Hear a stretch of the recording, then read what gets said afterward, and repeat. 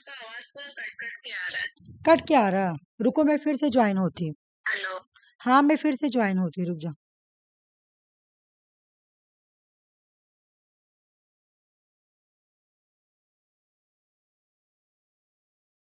Hello, देखो तो आवाज आ रहा है? हेलो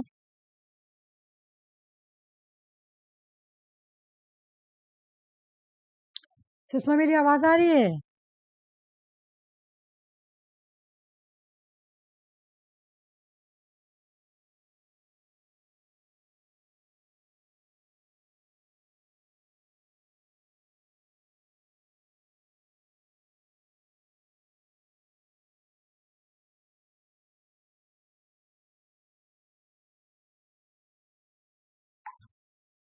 हेलो,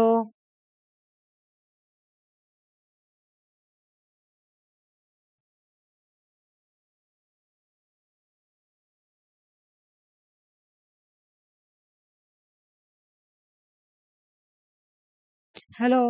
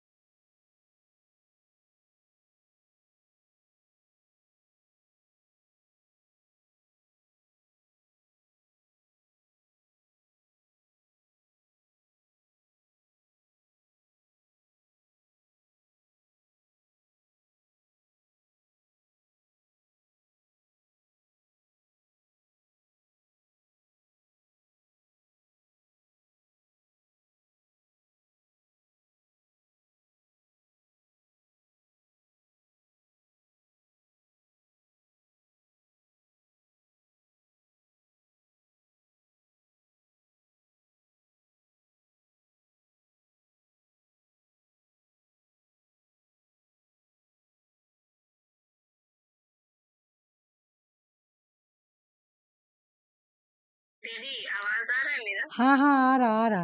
मेरी आवाज आ रही है? हाँ आपका। हाँ हाँ। चलो चलो करते हैं। हम समझ गए कि तुमको कोई काम हो गया इसलिए रिप्लाई नहीं किया।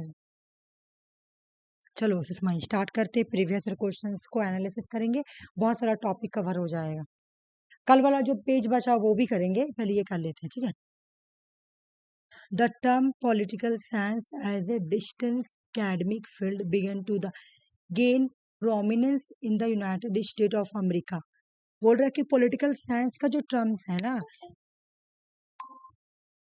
कल वाला जो पीडीएफ है वो बचा हुआ है, उसको भी मैं कंप्लीट करूंगी, ठीक है। पहले मैं पास ईयर क्वेश्चंस को कर लेती हूँ क्योंकि ये बहुत ज्यादा इंपॉर्टेंट है, ठीक है। तो पहले मैं इसको करती हूँ, उसके बाद वो बचा हुआ पीडीएफ करूंगी। तो यहाँ पे क्या बोल रहा है कि पॉलिटिकल साइंस, ठीक है ना, कौन से कंट्री पूछ रहा, कंट्री, किस कंट्री में पॉलिटिकल साइंस जो है उसको प्रोमिनेंस मिला, मतलब एक बोला था पॉपुलैरिटी मिली। तो बोल रहा है कि यूएस में, यूनाइटेड स्टेट ऑफ अमेरिका में late 90s and early 20th century में पॉलिटिकल साइंस जो है ये एक, इसको यहाँ पे प्रोमिनेंस मतलब पॉपुलैरिटी मिली, मिलना शुरू हुआ क्योंकि यहाँ पे एकेडमिक फील्ड में शुरू होने लगा था पॉलिटिकल साइंस, ठीक है।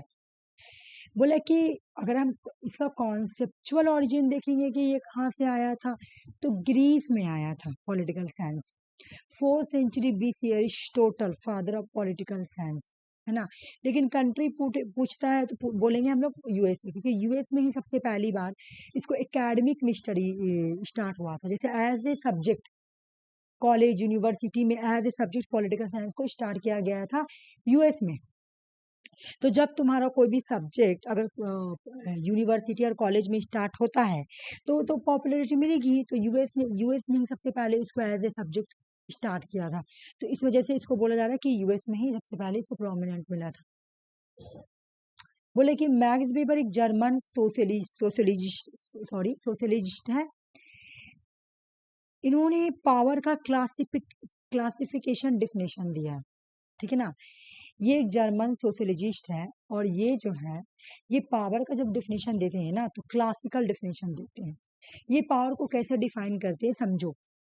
ही probability that one's actor within a social relationship will be positions to carry out his own will despite resistance।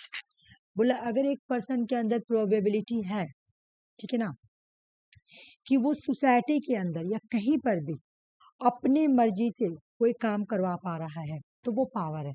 जैसे मेरे अंदर मेरे अंदर वो एबिलिटी है कि मैं तुम लोग से कोई काम करवा ले रही हूँ, ठीक है ना। तुम लोग मेरे बातों से इतना इतना अट्रैक्ट हो गई हो कि मैं तुम लोगों को जो भी बोलूंगी तुम लोग वो कर लोगी। तो कहने का मतलब कि मेरे पास पावर है। अब पावर का ये डिफिनेशन क्लासिकल डिफिनेशन है। तो सबसे पहले किसने दिया था? तो मैक्स वेबर ने दिया था। मैक्स वेबर बोलते हैं ये कोटेशन याद रखना, the probability that one factor. Questions exam में ये पूछा गया है कि क्लास सबसे पहले पावर का क्लासिकल डिफिनेशन किसने दिया है? तो मैक्स वेबर।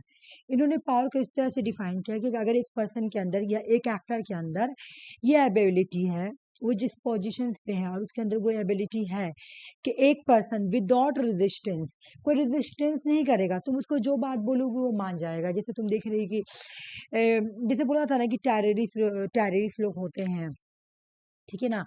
तो जब अजमल का सांप पकड़ाया था, मुझे नहीं पता, मैं गूगल में पढ़ी थी उसके बारे में तो देखी थी। जैसे उसके ये पढ़ी थी कि वो जब अपना इंटरव्यू में बता रहा था कि हम तो एक गांव में रहते थे, मुझे जैसे उन्होंने मेरे माइंड को ये किया, पता नहीं ये बात सच है बेकी झूठ मुझे नहीं पता, लेकिन ऐसे एक बार कहीं पे आर्टिकल आया था तो मैं ऐसे ही पढ़ ली थी तो देखी थी। अब ऐसे होता भी है। टेररिस्ट तो क्या करता है, वो लोग गांव का जो देखेगा एकदम गरीब बच्चा है जो ये है, उन लोगों को क्या करेगा, उठा के ले आएगा और उन लोगों को पूरा माइंड में ये भर देगा कि देखो हम लोगों को ना ऐसे करना पड़ेगा, हम लोग को ये कुर्बानी देना पड़ेगा अपने लिए, अपने इसके लिए, ठीक है ना। ऐसे करके उनके माइंड में पूरा माइंड सेट भर देगा। तो उस इंसान के अंदर पावर है क्योंकि उस बच्चे का उसने माइंड सेट को चेंज कर दिया, ठीक है ना। मैं तुम लोगों को माइंड सेट चेंज कर दूँ, तुम लोग को जो भी बोल रहे तुम लोग वो कर रहे हो, तो कहने का मतलब है कि तुम लोग को मेरे अंदर पावर है क्योंकि मैं तुम लोगों का माइंड को सेट कर पा रही हूँ, जो बोली तुम लोग वो बात मान रही हो, मेरे अंदर वो प्रोबेबिलिटी है। तो ये बोलते हैं मैक्स वेबर। ये बोल रहे, वैसे तो ये बोलते हैं कि 3 तरह की ऑथोरिटी है, ये जो ऑथोरिटी ये पावर है, बोले ये 3 तरह की ऑथोरिटी है। मैक्स वेबर बोलते हैं कि 3 टाइप्स की ऑथोरिटी होती है। जैसे ट्रेडिशनल ऑथोरिटी में वो पर्सन आएंगे जैसे रिलीजियस ग्रुप बोल सकते हैं जो जिसको हेरिडिटी से मिला हुआ है। जैसे तुम लोग में पंडित होते हैं, हम लोग में मौलाना साहब लोग होते हैं ना, ऐसे। तो हम लोग एक होता है ना कि जैसे कि मौलाना साहब जो बोल देंगे हम लोग वो बात मानेंगे क्योंकि सब मानता हुआ आ रहा है, पूरा एक हेरिडिटी, जितना भी दादा दादी नाना नानी सब वो लोग मानते आ रहे हैं, ठीक है। मौलाना साहब लोग हर बात। फिर तुम लोग में भी ऐसा होता होगा कि जो पंडित होते हैं वो जो भी बात बोलेंगे वो लोग तुम लोग मान रहे हो। तो ऐसा बात नहीं तुम लोग नया मान रही हो, तुम्हारे पापा के पापा है ना, तुम्हारे ग्रैंड पा वगैरह लोग वो लोग सबको मानते आ रहे हैं। तो क्यों मान रहे? क्योंकि वो लोगों को वो पावर दिया गया है, हेरिडिटी से वो लोगों को पावर मिला हुआ है, एक तरीके से ट्रेडिशनल पावर उन लोगों को मिला हुआ है ना। पुराने तौर से वो लोग एक पावर लेकर आए, ऑक्युपाई पोजीशन से ऑक्युपाई करके, उनके अंदर वो प्रोबेबिलिटी है। जैसे कि मान लो कि होता है हम लोग के यहाँ भी, तुम्हारे यहाँ भी होता होगा कि किसी का तबीयत खराब हुआ तो वो जाएंगे, मतलब सब बोलता है दवा भी करो और दारू भी करो, सब बोलता है कि दवा भी करो और दारू भी, मतलब दोनों चीज करो। बहुत ज्यादा परेशान है कोई लोग, तो कोई बोलता है ना कि अरे भाई तुम दोनों काम करो, है ना। मौलाना को भी दिखाओ, हम लोग में भी होता है, मौलाना साहब को भी दिखाओ और डॉक्टर को भी दिखाओ, ठीक है ना। तो लोग बहुत ज्यादा परेशान है तो मौलाना साहब कह गया, तो उसमें बहुत सारे अच्छे भी होते हैं, बहुत सारे ठग भी होते हैं, ठीक है। तो उसमें अगर वो बोल देंगे जो चीज भी कैसे ऐसे करो तो वो लोग करता है, ठीक है ना। तो बोला कि ये ट्रेडिशनल पावर देखो वो कैसे, उनको वो हेरिडिटी में पावर मिला हुआ है, ठीक है ना। मतलब एक पुराना तौर से पावर मिला हुआ है क्योंकि ये एक सदियों से चला हुआ आ रहा है कि जो मौलाना बनेगा उसको पावर मिलेगा, जो पंडित बनेगा उसको पावर मिलेगा, या फिर जो चर्च का फादरी वो पावर मिलेगा। तुम देखी होगी सावधान इंडिया में भी कितना सारा दिखाता है कि इसी तरह क्राइम भी हुआ है ना, कि बलि ला के दो तो ऐसे हो जाएगा, बलि ला क्यों? क्योंकि वो साधु के अंदर जो या जो भी होते जो ठग लोग होते हैं उनके अंदर वो प्रोबेबिलिटी थी जो लोगों का माइंड को चेंज कर दिया। तो कुछ लोग क्या करते हैं उसका अच्छा यूज करते हैं, कुछ लोग उसका मिस यूज करते हैं, कुछ लोग उसको सही तरीके से यूज करते हैं। ये नहीं बोल रहे कि सारे लोग ही बदमाश होते हैं, सारे लोग ही अच्छे होते नहीं। तुम्हारा 100% में 50% तो अच्छे होते हैं, लेकिन 50% तो ठग होते हैं, ठीक है। तो वही मेरे कहने का बात है, जो रिलीजियस टाइप से देख इंसान के फीलिंग से जुड़ा हुआ है कि हाँ भाई ये मेरे ये है ना मौलाना साहब, ये जो बात बोले तो उनको तो मुझे मानना पड़ेगा, ठीक है ना, वो ऐसे ऐसे बोले तो मुझे मानना पड़ेगा। ये पंडित लोग बोलते होंगे कुछ भी बात की, देखो ऐसे ऐसे करना है, ये रिचुअल्स तुम लोगों को करना है, तो तुमको मानना पड़ेगा। नहीं, पंडित बोले, पंडित साहब बोले तो हमको तो मानना ही पड़ेगा, क्योंकि वो हम लोग के ये है ना स्पिरिचुअल टाइप के। और हम लोग भी बोलेंगे कि नहीं हम लोग का स्पिरिचुअल है, हम लोग भी मानते हैं मौलाना साहब लोगों को, उन लोगों बात को बहुत वैसे तो बहुत सारे अच्छे भी होते हैं, बहुत सारे अच्छे होते हैं, और बहुत सारे ठग भी होते हैं उसमें। तो इस तरह मानते हैं लोग, ठीक ना, तो उसको हम लोग बोलेंगे ट्रेडिशनल। ट्रेडिशनल जुड़ा हुआ रहता है हेरिडिटी से, इतना डीप से नहीं आएगा, आएगा तो टाइप आएगा, ठीक है। क्रिज्मेटिक बोला, ये भी एक तरह का पावर का ही टाइप है, ये ऑथोरिटी, लेकिन ये भी एक तरह का पावर का टाइप है। लोगों के अंदर वो क्रिज्मेटिक है, तुम्हारे अंदर वो क्रिज्मा है कि तुम क्या करिए, दूसरों से वो काम करवा पा रही है, ठीक है ना। कहने का मतलब कि मान लो कि विराट कोहली को सब बहुत ज्यादा फॉलो करता है इंस्टाग्राम पे, सबसे ज्यादा अगर कोई फॉलो किया जाता, कोई किसी को फॉलो किया जाता है, वो है विराट कोहली, ठीक है। तो विराट कोहली को क्यों फॉलो करते हैं, क्योंकि सब विराट कोहली से बहुत ज्यादा इन्फ्लुएंस है ना, उनको सब पसंद करते हैं उनकी क्रिज्मेटिक की वजह कर, क्योंकि उनके अंदर एक क्रिज्मेटिक फीचर है ना, वो क्रिकेटर है, ठीक है। तो अब वो किसी तरह का एड बनाएंगे ना, वो किसी तरह का एड बनाएंगे ना, तो लोग उसको, वो लोग उस चीज को ज्यादा ज्यादा ही जाके उसको परचेज करेंगे, क्यों, क्योंकि वो बना रहे हैं। एक और इसमें स्टोरी भी है, जैसे एम एस धोनी, तो एम एस धोनी तो तुम्हें इंडियन क्रिकेट टीम के कैप्टन थे, तो वो शायद एक बार तुम्हारा एरोप्लेन से कहीं पे ट्रैवलिंग कर रहे थे और कैंडी क्रश गेम खेल रहे थे, तो किसी ने देख लिया कैंडी क्रश गेम खेल रहे हैं उस दिन, एक दिन में, मतलब एक दिन में क्या, बहुत दिन तक वो सिलसिला चला, बहुत उस गेम को हर मतलब बहुत इतना मतलब लोड किया गया ना, क्यों, क्योंकि उसको एम एस धोनी खेल रहे थे, ठीक है। तो ये हो गया क्रिज्मेटिक, कि लोग उसके पर्सनैलिटी, उसके चार्म से देखकर उसको बहुत ज्यादा इन्फ्लुएंस है, उसके फंक्शन से वो जो बोलेंगे लोग उसको मान जाएंगे। जैसा मैं बोली कि एम एस धोनी गेम खेल रहे थे, किसी ने देखा कि हाँ वो गेम खेल रहे कैंडी क्रश, तो सारे लोगों ने इसको एक दिन में बोला जा रहा था कि बहुत ज्यादा रिकॉर्ड टूट गया था वो गेम को लोड करने का, ठीक है ना। फिर बोला ये जो लीगल रैशनल होता है ना, लीगल रैशनल अथॉरिटी, ये वाला नेट में भी क्वेश्चन आया था इस बार,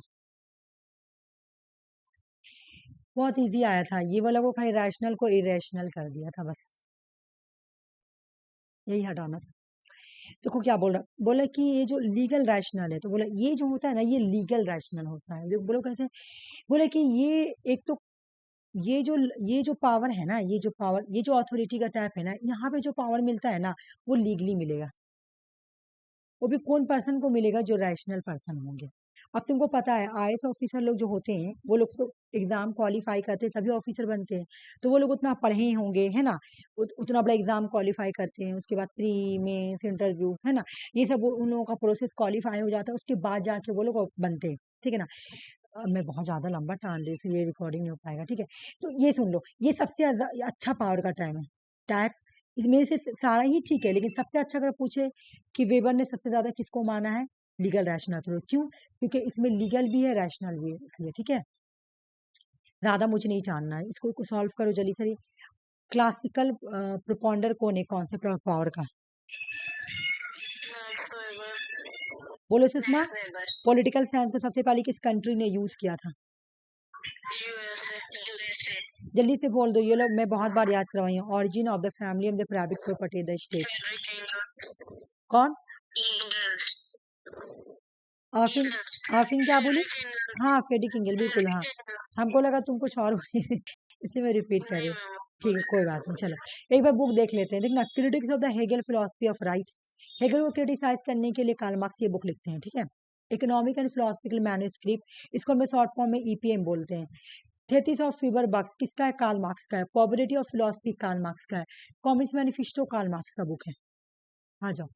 कार्ल मार्क्स का और भी बहुत सारी बुक है, जैसे class struggle in France, 18 Brumaire of Louis Napoleon, Grundrisse, Contribution to the Critics of the Political Economic, Das Capitals, The Civil War in France, Critics of the Gotha Program, ये सारी book किसके हैं, Karl Marx की book है। एक बार खाली देख लेना कौन सा बुक है सिर्फ जो एंगेल का है, कौन सा बुक जो सिर्फ एंगेल का है, on authority, anti during, socialism, utopian, scientific, ये तो एग्जाम में क्वेश्चन भी आया था, the origin of the family and private property and the state. कौन सा बुक है जो इन्होंने साथ मिलकर लिखा है? ठीक है, the Holi family, German ideology, communist manifesto. 3 book है जो कार्ल मार्क्स और फ्रेडरिक एंगल्स साथ मिलकर लिखते हैं। कौन कौन, एक बार रिपीट करो तो तुम लोग बोलो। The Holy Family, the German ideology and Communist Manifesto. हाँ बिल्कुल। सुषमा ठीक है ना? तुम भी बोलना चाहोगी? हाँ, बोलो। नहीं ठीक सुन रही। ठीक है ना? कल ये वाला करवाई थी, जल्दी से आंसर बता दो। ये भी करवाई थी। Historically based. बिल्कुल हिस्टोरिकल बेस बोला था। ठीक, लॉग डिस्टिंग्विश करते हैं किस किस केस में? State and government. बिल्कुल स्टेट एंड गवर्नमेंट, सही बोली, बहुत अच्छा। जल्दी जल्दी करेंगे, ठीक है ना? The view of the state as ethical institution, ये बताओ सुषमा, बताओ। हाँ कल पढ़ाए थे। ग्रीन क्या बोलते हैं? स्टेट एक मोरल और एथिकल इंस्टीट्यूशन है, और ग्रीन क्या है? क्या आइडियलिस्ट थिंकर है, कल बताए थे।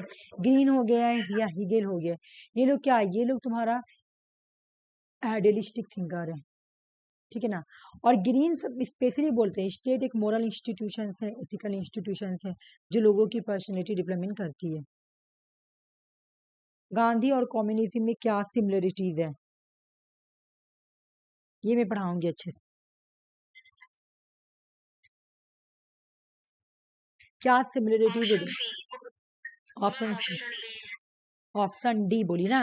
Both give great importance to role of spiritualism in politics. हम ऑप्शन सी बोले। गलत है सुषमा तुम्हारा, यहाँ पे मैं फर्क कर रही हूँ, बता रही हूँ। मैं कार्ल मार्क्स पढ़ाई थी ना, कार्ल मार्क्स, यहाँ पे मैं फर्क कर दे रही हूँ। कार्ल मार्क्स जो थे, ठीक है, रिलीजन को अफीम बोलते थे, अफीम। और कार्ल मार्क्स सपोर्ट किसको करते हैं? कम्युनिज्म को, ठीक है, कम्युनिज्म को सपोर्ट करते हैं। तो कार्ल मार्क्स है ना, वो रिलीजन्स को बोलते नहीं, ये क्या है? ये लोगों के लिए अफीम है, ठीक है, स्पिरिचुअल ठीक नहीं है, अच्छा चीज नहीं है, अफीम है लोगों के लिए। अब तो ये आंसर कैसे होगा दीदी, अगर वो मानते नहीं थे, सही नहीं मानते थे? अच्छा अच्छा अच्छा अच्छा अच्छा, नहीं नहीं सॉरी सॉरी, इसमें रॉन्ग पूछना ना सुषमा, रॉन्ग बोला ना। पूछा है, ये देख, which one said is as wrongly listed? There are several similarity between Gandhi को, क्वेश्चन समझो, बोला बहुत सारे सिमिलरिटीज है गांधी और कम्युनिज्म में, लेकिन इसमें एक रॉन्ग गलत क्या है? ये बात बोला सुषमा, बोला कि दोनों ही इम्पोर्टेंट देता है स्पिरिचुअलिज्म को पॉलिटिक्स में, इस वजह से ये गलत हुआ। हाँ ठीक है, वही क्वेश्चन समझने में प्रॉब्लम हुआ। जबकि गांधी जी क्या बोलते हैं? गांधी जी बोलते हैं कि हम रिलीजियस को पॉलिटिक्स से सेपरेट नहीं कर सकते हैं। दोनों में यहाँ पे डिफरेंस आ गया, है ना? बाकी दोनों दोनों ही अपोज है। एग्जिस्टिंग सिस्टम क्या था? इंडस्ट्रियलाइज। दोनों ही, गांधी जी भी इंडस्ट्रियलाइज को पसंद नहीं करते थे। ये क्या बोलते हैं? जो इंडस्ट्रियलाइज सोसाइटी, गांधी जी बोलते हैं इंडस्ट्रियलाइज सोसाइटी जो है ना, वो लोगों के अंदर जो मॉरलिटी की जो फीलिंग होती है उसको खत्म कर देती है। मॉडर्नाइजेशन, वो बोले मॉडर्नाइजेशन की वजह से इंडस्ट्रियलाइजेशन आता है, लोगों की मोरल जो वैल्यू है वो खत्म कर देती है, और इस तरह लोगों का, गरीब लोगों का एक्सप्लॉयटेशन होता है, ठीक है, ये गांधी जी बोलते हैं। तो मार्क्सिज्म वाले भी यही बोलते हैं। मार्क्सिज्म वाले कौन है? कम्युनिज्म वाले, ठीक है। दोनों ही सपोर्ट करते हैं वेलफेयर स्टेट, दो नहीं sorry, both help the capital not use, बोला कि सुनो भाई, दोनों ही बोलते हैं capital not use for public welfare was evil, ठीक है। ये लोग दोनों ही इस बात को बोलते हैं कि जो कैपिटल है ना, उसको वेलफेयर के लिए यूज नहीं किया जाता, इविल के लिए यूज किया जाता है ना। दोनों ही एडवोकेट कर रहे हैं better deal to the worker to ensure social equality. दोनों ही बोलते हैं सोशल इक्वलिटी वर्कर के लिए, दोनों ही वर्कर के सोशल इक्वलिटी के बारे में बात करते हैं, दोनों ही वर्कर के सोशल इक्वलिटी के बारे में बात करते हैं, है ना। लेकिन दोनों में डिफरेंस कहाँ पे आ गया कि एक स्पिरिचुअलिज्म को पसंद करते हैं, जैसे गांधी जी स्पिरिचुअलिज्म उसके बहुत बड़े ये थे। वो तो बोलते हैं कि अगर हम, वो बोलते हैं कि अगर हम पॉलिटिक्स को रिलीजियस से सेपरेट कर देते हैं ना, अगर हम पॉलिटिक्स को रिलीजियस से सेपरेट कर देंगे, ठीक है ना, पॉलिटिक्स को रिलीजियस से सेपरेट कर देंगे तो डेथ ट्रैप आ जाएगा, अंधेरापन आ जाएगा, ठीक है, ये बात बोलते हैं। तो सोचो वो सपोर्ट कर रहे हैं, जबकि मार्क्स बोलते हैं कि जो स्पिरिचुअलिज्म रिलीजन वो अफीम है लोगों के लिए, ठीक है। तो इस वजह से ये आंसर ऐसे हुआ। चलो इसका आंसर मुझे बताओ, who apply the structural function analysis real of politics? Gabriel almond. ये आंसर तो एक सेकंड, आलमंड। बिल्कुल आलमंड, ये तो एक सेकंड। बाकी मैं यहाँ पे लिख दी हूँ, देख लो, इसको देख लो ना। गांधी जी स्ट्रॉन्ग एम्फेसिस करते स्पिरिचुअलिज्म के ऊपर, non violence, morality, ethical life. Communism जो मार्क्सिज्म है वो मेटेरियलिस्टिक और एथिक्स है। वो एथिक्स किसको बोलते हैं? जो गॉड पे बिलीव ना करे। तो ये रिलीजन पे ही बिलीव नहीं करता था। ये बोलता है कि रिलीजन जो है, यहाँ पे ना स्पेलिंग गलत हो गया, ठीक ना, अफीम होगा। बोले कि रिलीजन जो है ना वो मासेस यानी लोगों के लिए अफीम है। कार्ल मार्क्स बोलते हैं। Which of the following theory claim to the only school of the socialist doctrine, which is a product of the worker themselves? सिंडिकेटलिज्म। बोलो। हाँ, सिंडिकेटलिज्म। मैं तुम लोग को ऊपर नहीं बता रही, फिर प्रैक्टिस कैसे करोगे? आंसर आएगा, आ जाओ। मैं यहाँ बता रही हूँ, देखो। फैबियन का मैं क्या बोली थी? फैबियन का मैं gradual change. Gradual change. Gradual change. Trade union.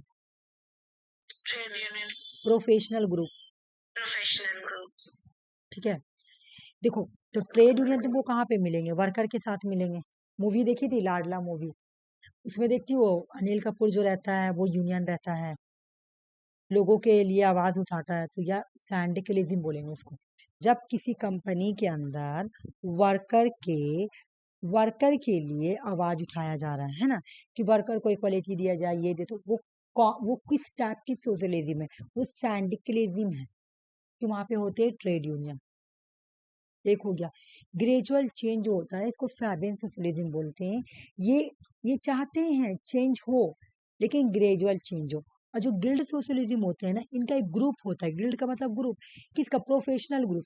जैसे कहने का मतलब है कि मान लो कि टीचर के सैलरी को कम कर दिया गया, तो सारे टीचर मिलके ग्रुप करके अपना आवाज उठाएंगे अपने इक्वालिटी के लिए, है ना। एक ग्रुप बन के, गिल्ट बन के, गिल्ट मनी ग्रुप होते, ग्रुप बन के अपना आवाज उठाएंगे। तो अपने लिए, है ना, वो भी एक तरह का मूवमेंट ही कर रहे हैं, रिवोल्यूशन ही कर रहे हैं, गवर्नमेंट से डिमांड करेंगे। तो वो हो गया तुम्हारा गिल्ड सोशलिज्म। ठीक है, ये बताओ। John Stuart Mill. अच्छा, ये तो बहुत तुम लोगों के लिए इजी हो गया है, ये वाला बता दो। हॉब्स। बोलो सुषमा। हॉब्स। पॉपुलर कौन दिया था? Popular sovereignty. रूसो। रूसो, बिल्कुल। पॉपुलर सॉवरेनिटी आएगा तो रूसो हो जाएगा।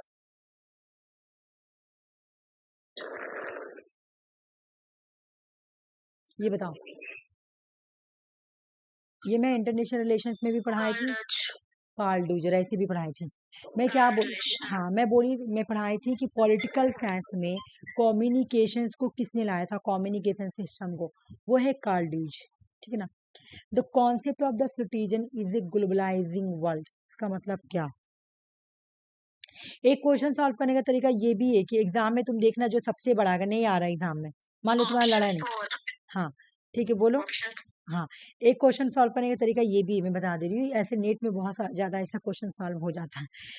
जैसे तुम देखना है कि बहुत शॉर्ट शॉर्ट क्वेश्चन है, ठीक है ना, ये लॉन्ग है, तो तुमको नहीं आ रहा है, मुझे पता ही नहीं किस इस क्वेश्चन का आंसर क्या है। तो क्वेश्चन का स्ट्रक्चर है कि एक ऑप्शन हाँ बहुत बड़ा है, तो उसको चूज कर लेना जो बड़ा वाला आंसर रहेगा। नेट में मैं ऐसा बहुत क्वेश्चन सॉल्व की हूँ। मतलब मैं बुक बना रही थी तो मैं देखी, मैं इस बात को ऑब्जर्व की कि ज्यादा क्वेश्चंस जो बहुत बड़ा वाला स्टेटमेंट वाला क्वेश्चन है ना, और छोटे छोटे साथ के छोटे छोटे ऑप्शन के साथ जो बड़ा ऑप्शन है वो सही हो रहा।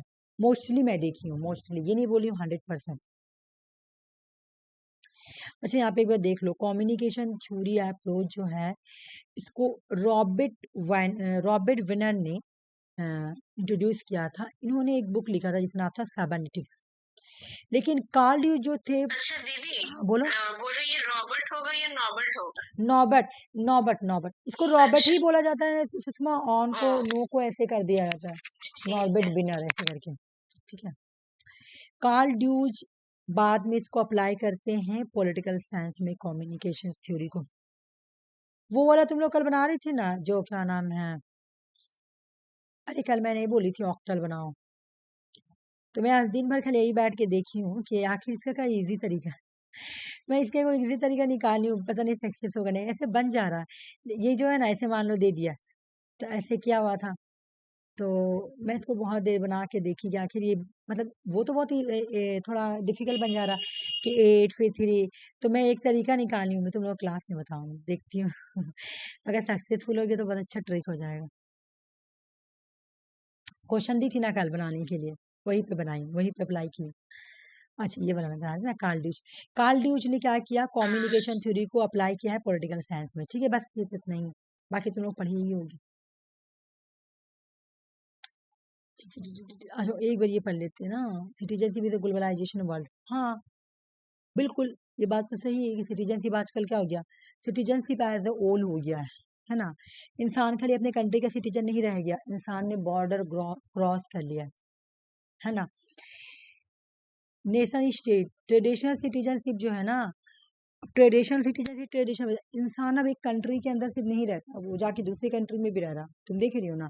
तो बोला कि इसका फीचर क्या है तुम्हारा, कि नेशन स्टेट हो गया है, मल्टी लेयर बिलोंगिंग हो गया, जैसे कॉस्मोपोलिटियन सिटीजनशिप हो गया, ग्लोबल सिटीजनशिप हो गया। बोला आज का जो वर्ल्ड है, आज क्या इमर्ज हुआ है, कॉस्मोपोलिटियन सिटीजनशिप। कॉस्मोपोलिटियन सिटीजनशिप का मतलब क्या, कि हम लोग पूरा मतलब हम लोग क्या हो गया, ग्लोबल हो गए हैं, ठीक है। जैसे हम लोग एक दूसरे को देखकर भी हम लोग अपना सिटीजनशिप राइट को मतलब एक एक तरीके से तुम देखोगी, वेस्ट में कुछ हुआ, वहां पे कैसे कुछ हुआ, हम लोग का यहाँ पे इन्फ्लुएंस मिल जाता है देखने के लिए। जैसे गे राइट बोलता हूँ कॉस्मोपोलिटियन सिटीजनशिप पे, कॉस्मोपोलिटियन का एग्जाम्पल है, तो यहाँ पे कॉस्मोपोलिटियन सिटीजनशिप बोल रहा है। तो हम लोग क्या हुए, हम लोग भी एक तरीके से पूरा फैल गए। आज सिटीजनशिप सिर्फ अपने कंट्री का सिटीजन नहीं रहा, बल्कि ग्लोबल हो गया, हर जगह फैल गया, ठीक है। अब इंसान क्या कर लिया है, बॉर्डर क्रॉस कर चुका है ना, सिटीजन कंज्यूमर बन गया है। उनका जो ये सब कैसे हुआ है, ग्लोबल मीडिया टेक्नोलॉजी इन सब की वजह से ये सब इजी हो चुका है। यहाँ पे समझो, सिटीजनशिप इज ग्लोबलाइजिंग वर्ल्ड का मतलब क्या है, कि सिटीजन पूरा होल, सिटीजन पूरा दुनिया का सिटीजन बन गया है, वो सिर्फ अपने कंट्री का सिटीजन बन के नहीं रहा। बाप रे कितना आवाज कर रहा, बोले सिटीजन जो सिटीजन है ना, ये सिर्फ बस ऐसे नहीं, बस जैसे मैं सिर्फ इंडिया के सिटीजन नहीं रह गया, इंसान पूरा ग्लोबल सिटीजन बन गया, ठीक है ना, ये बोल रहा है सिटीजनशिप ओल, ग्लोबलाइजेशन का मतलब यही है। इसमें रोल कौन किया है, न्यू इंस्टीट्यूशन ने बहुत इन्फ्लुएंस किया है सिटीजनशिप को ग्लोबल होने में, जैसे एनजीओ ने, ग्लोबल कॉरपोरेशन ने। अब सुनो मेरी बात, पहले तुम्हारा केएफसी चलता था, यहाँ पे नहीं चलता था, मैकडोनल्ड्स यहाँ नहीं चलता था, तुम्हारा पिज्जा बर्गर ये सब यहाँ नहीं चलता था, ये सब इंडिया में आ गया है ना। हम लोग भी वो सब काम कर रहे हैं जो बेस्ट के लोग कर रहे हैं, है ना, कॉपी कर करके कर रहे हैं, तो वो क्या हो गया, हम लोग इन्फ्लुएंस हो रहे हैं बाहर की चीज को देखे, तो हम लोग भी पूरा गोलबाल हो गए, ठीक है। ग्रीन ने लिबर्टी के बारे में क्या बोला था, कल मैं पढ़ाई थी, कैपेसिटी का, लिबर्टी का मतलब कुछ करना, अब्सेंस ऑफ डिस्ट्रेंस, ये कौन सी लिबर्टी का डेफिनेशन है, मुझे बताओ तो। Negative liberty. बिल्कुल नेगेटिव लिबर्टी का ये डेफिनेशन है। प्रेजेंट रहता तो वही पॉजिटिव वाला ही हो जाता फिर। The concept of the tyranny majority democracy advocate कौन करता बताओ, जॉन स्टुअर्ट मिल। तुम कैसे बोल सकती हो सुषमा, मैं कल बार बार बोली थी कि टैगविले बोलना है, जब टैगविले नहीं रहेगा तब जेस मिल, ठीक है। ये 2016 में क्वेश्चन आया हुआ देख लो, और यही सेम क्वेश्चन तुम्हारा 2024 जून का नेट में क्वेश्चन आया हुआ है, इसलिए मुझे ये इतनी अच्छे से पता है, ठीक है, एकदम यही सेम क्वेश्चन आया हुआ है। ये 2016 का क्वेश्चन है, 2024 नेट में क्वेश्चन आया हुआ था, तो बहुत सारे लोगों ने इसको जेएस मिल लगाया था आंसर, लेकिन इसका जेएस मिल नहीं हुआ। मैं उसी टाइम आरसी को पढ़ाई थी, तो नहीं मैं दी थी लगे, तो मैं इसको एनालिसिस की थी, तो मुझे ये बात पता चला था कि जेएस मिल ने दिया था ट्रायनी ऑफ मेजोरिटी, इस बात से कोई डिनाई नहीं कर सकता है, बट इन्होंने इंस्पायरेशन लिया था टैगविले से, तो टैगविले ही कॉन्सेप्ट को एडवोकेट किए थे या इंट्रोड्यूस किए थे। हम लोग जेएस मिल नहीं बोल सकते हैं, क्योंकि ये 2024 यूजीसी नेट का क्वेश्चन है, जो नहीं पेपर वर्क वाला जो क्वेश्चन लीक आउट हो गया था सुषमा, हाँ उस साल ये क्वेश्चन आया हुआ था, मतलब और क्या ऑप्शन था नहीं था, लेकिन उसमें जेएस मिल भी था और टाइगविली भी था, तो बहुत सारे लोगों ने जेएस मिल को इसको टिक मारा था। ये वाला करो देख। अच्छा ये वाला टॉपिक में बढ़ाऊंगी, तो करो ये वाला। इसका ऑप्शन 1। सही। सबसे पहली बार किसने कॉन्सेप्ट को इंट्रोड्यूस किया था, टोटलिटेरियनिज्म कॉन्सेप्ट को? हाँ, कार्ल स्मिथ। पॉपुलर मुसोलिनी ने किया था। हाँ, पॉपुलर मुसोलिनी ने किया। अच्छा ये सब तो मैं बड़ा पढ़ा चुकी, कल ये भी हो चुका था, ये वाला देख लो। अच्छा ये तो तुम लोग को याद ही है, ये भी हो गया, राइट टू रेजिस्टेंस। जल्दी बता दो, मैं इसको पार कर दूं। John Locke. हाँ बिल्कुल। वो एक्सप्लेन, कौन एक्सप्लेन कर the type of party system is a comprehensive. ठीक है, आज मैं समझा देती हूँ, पार्टी सिस्टम के बारे में भी पढ़ लेते हैं आज। ऐसा ही क्वेश्चन अगर आ जाए तो फिर अच्छा रहेगा। बोल रहे कि उस क्या, ये तो सारा 2016 का क्वेश्चन है। हाँ ये सारा 2016 का। देखो एक बात, तुम ना क्वेश्चंस को अगर तुम एनालिसिस करके जा रही हो तो तुम समझो, अगर याद कर लियो बहुत अच्छे से तो बहुत अच्छी बात है, क्योंकि मैं जितना भी एग्जाम का देखी हूँ ना, जो इंसान, इसका तो एक ही ईयर का मुझे मिला, अगर और मिलता तो मैं और भी एनालिसिस करती। मैं ये क्वेश्चन में यूजीसी में भी ऐसे ही करवाती हूँ, मैं क्वेश्चन एनालिसिस करके भेजती हूँ कि एक तो क्वेश्चन पॉसिबिलिटी तुम्हारा प्रीवियस ईयर आने का, दूसरा पॉसिबिलिटी रहता है कि जो चैप्टर आया हुआ है और वो अगर तुम्हारे सिलेबस में है तो वो ज्यादा इंपॉर्टेंट हो गया, क्योंकि नेक्स्ट टाइम तुमसे आ सकता है इधर उधर से। ठीक है, तो इस वजह से क्वेश्चन को एनालिसिस करके प्रीवियस ईयर करना चाहिए। तो ये टॉपिक इस बेसिस में तुम्हारा इम्पोर्टेंट है। वैसे हम सुन रहे क्वेश्चन हल्का आया था, मतलब सारे लोग बोल रहे कि अगर 60 में 60 आया तभी क्वालिफाई होगा, इतना हल्का आया था, नहीं तो कम से कम तुम्हारा 55। तो बताइए, अगर 60 मार्क्स का ही पेपर है तो 60 में से 60 जिसका राइट हो रहा है, तो कैसे, मतलब कुछ समझ नहीं आ रहा, वो कैसे कट ऑफ निकालेगा? बोल रहा है कट ऑफ 60 जाएगा। तुम सुनी बोल रहा था तो। हाँ, बहुत सारे सब्जेक्ट का बोला ना, बहुत लोग की मेरा पूरा 60 में 60 आया है। हाँ एक बोल रही थी मेरे साथ जो पढ़ती है एमएड में, वो बोल रही थी कि हमारे तो 50 राइट हुए। वो सही बोल रही है, मेरी बहन बोली कितना बोली इजी कि क्वेश्चन बहुत आया था। इजी था, बहुत, उनका पेपर था बंगाली, वो बोली बहुत इजी था। बोली बहुत इजी था, बहुत इजी क्वेश्चन उठा के दिया था। बोला बच्चा खेलने वाला क्वेश्चन उठा के दे दिया है, अब कट ऑफ भागे। बोली कि तुम टेंशन मत लो, तुम लोग तो यूजीसी का तैयारी कर रही, कोई प्रॉब्लम नहीं होगा। फिर भी लेकिन हाँ तुम्हारा टेंशन नहीं सुषमा, मुझे आफिन का टेंशन है क्योंकि आफिन तो अभी स्टार्ट की ना रे। नहीं, यूजीसी जो प्रिपरेशन कर लेगा ना, तो उसके लिए टीचर का एग्जाम देना फिर हार्ड नहीं है। सुषमा पहले बिहार का ये एग्जाम दी ना, सुषमा कौन सा, स्टेट स्टेट स्टेट टेट दिए, जो सुषमा पढ़ी नहीं थी, वो जाके ऐसी एग्जाम दी है और वो उसका क्वालिफाई भी हो गया, क्योंकि यूजीसी में सब कवर हो जाता है ना, वो यूजीसी बड़ा एग्जाम हो गया, बोला था ना अम्ब्रेला बॉडी हो गया ये हो गया अम्ब्रेला यूजीसी, और इसके अंदर सारा एग्जाम आ जाएगा तुम्हारा जो भी कवर करो। जैसे यूपीएससी का तुम प्रिपरेशन कर रही हो, ठीक है, अगर यूपीएससी का प्रिपरेशन करोगी तो तुम सीजीएल भी देने का, एसएससी सीजीएल, तुम्हारा स्टेट सॉरी स्टेट जो स्टेट पीएससी होता है, वो सब एग्जाम तुम देने के लिए बहुत, मतलब तुम्हारे अंदर एबिलिटी आ जाएगी, अगर तुम यूपीएससी का एस्पिरेशन हो। उसी तरह जो यूजीसी नेट का प्रिपरेशन करता है ना, तो वो स्टेट लेवल का जो भी टीचर वगैरह रहता है उसके लिए फिर बहुत अच्छा रहता है, तो इसमें अच्छा से देना एग्जाम, ठीक है और आफरीन भी,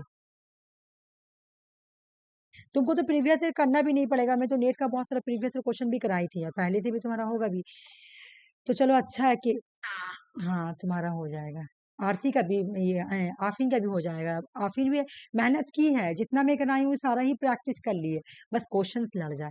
हालांकि मैं सारा ही सिलेबस कवर कराई हूँ, जो बहुत एक दो मैं छोड़ी हूँ जो कि लगा है कि नहीं बहुत ज्यादा इंपॉर्टेंट नहीं है, वो नहीं करवाई हूँ।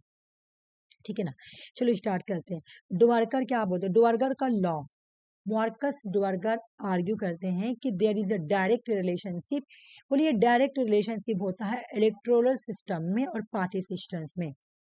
इन्होंने बोला कि जो इन्होंने बोला कि प्लूरिटी या first past the post system, ठीक है ना, इसी से प्रोड्यूस होता है two party system. Proportional representative system जो है ना, इससे मल्टी पार्टी सिस्टम। देखो ये क्या बोल रहा है, इन्होंने बोला कि इलेक्टोरल सिस्टम जो इलेक्शन होता है ना एक, और जो पार्टी सिस्टम है इंडिया में, ठीक है, इन दोनों में रिलेशन है। डायरेक्ट रिलेशन है। बोलो क्यों? बोले जहां पे आपको पोलरिटी देखने को मिलेगा, यहाँ जहां पे फर्स्ट पास द पोस्ट वाला इलेक्शन होगा, वहां पे तुमको टू पार्टी सिस्टम मिलेगा। बता दो टू पार्टी सिस्टम कहाँ पर, मैं कल पढ़ाई थी, यूके में है और यूके में है और यूएसए में यूएसए है। यूके में है तुम्हारा डेमोक्रेटिक और रिपब्लिक, और यूएस में है कंजर्वेटिव और तुम्हारा लेबर पार्टी। ठीक है, समझ में आ गया। फिर डवारकर बोल रहे कि देखो, तो ये तुम्हारा इलेक्शंस का पैटर्न क्या बोल रहा है कि जहां पे पोलरिटी होगी या जहां पे एफपीटी पे सिस्टम पे वोट इलेक्शन हो रहा है, जहां पे फर्स्ट पास द पोस्ट वाला इलेक्शन हो रहा है, ठीक है, ये वाला इलेक्शन हो रहा है, वहां पे टू पार्टी सिस्टम होते हैं, प्रोड्यूस होते हैं। बोले जहां पर proportional representation, single transferable vote, proportional representation वाला सिस्टम यूज किया जाता है, वहां पे मल्टी पार्टी सिस्टम होता है। मल्टी पार्टी सिस्टम कहाँ होता है, जल्दी बताओ? इंडिया में। इंडिया में है। कितने सारी पार्टी है इंडिया में है ना, इंडिया में, वही तो। समझ में आ गया। फिर मॉर्कस क्या बोल रहे हैं, तो इस तरह मॉर्कस जो है वो प्रोवाइड करते हैं एक कॉम्प्रिहेंसिव थ्योरेटिकल फ्रेमवर्क हमको समझाने के लिए कि पार्टी ऑर्गेनाइज दोनों को समझाने के लिए, पार्टी ऑर्गेनाइजेशंस को भी और पार्टी सिस्टम को भी। बोले इस तरह मॉर्कस ने हमको कैसे समझाया पार्टी सिस्टम को, कि जो इलेक्शंस है, जो इलेक्टोरल सिस्टम है, जो पार्टी सिस्टम है, दोनों में लिंक है। इन्होंने बोला कि जहाँ पे एफपीटी तुमको मिलेगा वहां पे टू पार्टी सिस्टम मिलेगा, और जहाँ पे तुमको सिंगल ट्रांसेबल वोट है ना, प्रोपोर्शनल रिप्रेजेंटेशन मिलेगा, वहां पे तुमको मल्टी पार्टी सिस्टम मिलेगा। तो इस तरह ये प्रोवाइड करते हैं एक कॉम्प्रिहेंसिव थ्योरेटिकल फ्रेमवर्क हमको समझाने के लिए, किस चीज को, पार्टी ऑर्गेनाइजेशंस को और पार्टी सिस्टम को। ठीक है, ये हमको समझ में आ गया। अब आप बोलते हो what is a politics. Politics क्या है? एक political party can be defined as an organisation group of people. बोले पॉलिटिकल पार्टीज होता क्या है, ये लोगों का एक ऑर्गेनाइज ग्रुप होता है, ठीक है, who share common political ideas. बोल रहा है कि ये लोगों का एक कॉमन ग्रुप है, ठीक है ना, और ये जो ग्रुप है इसमें जितने भी लोग हैं, इनका जो आइडिया होगा ना, जो पॉलिटिकल आइडिया होगा ना, वो कॉमन होगा।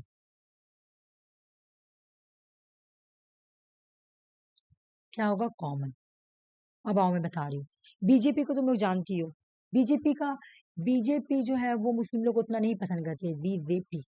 तो जरूरी नहीं कि सारे ही बीजेपी के जितने भी पॉलिटिशियंस है वो मुस्लिम्स को पसंद नहीं करते होंगे, ऐसा बात नहीं है। लेकिन फिर भी उन लोगों को अपने आइडिया शेयर करने में उनका जो उनका जो आइडिया रहता है वो सेम मिलेगा तुमको। क्यों? क्योंकि तुमको बीजेपी का पार्टी बनना है ना, तो तुमको वो वाला हथकंडा तो अपनाना ही पड़ेगा। ठीक है, बोला कि भले ही तुम्हारे दिल में जो भी हो तुमको, लेकिन जो पार्टी का आइडिया है वो तुमको रिप्रेजेंट करना पड़ेगा, ठीक ना, कॉमन पॉलिटिकल आइडिया को शेयर करना ही पड़ेगा।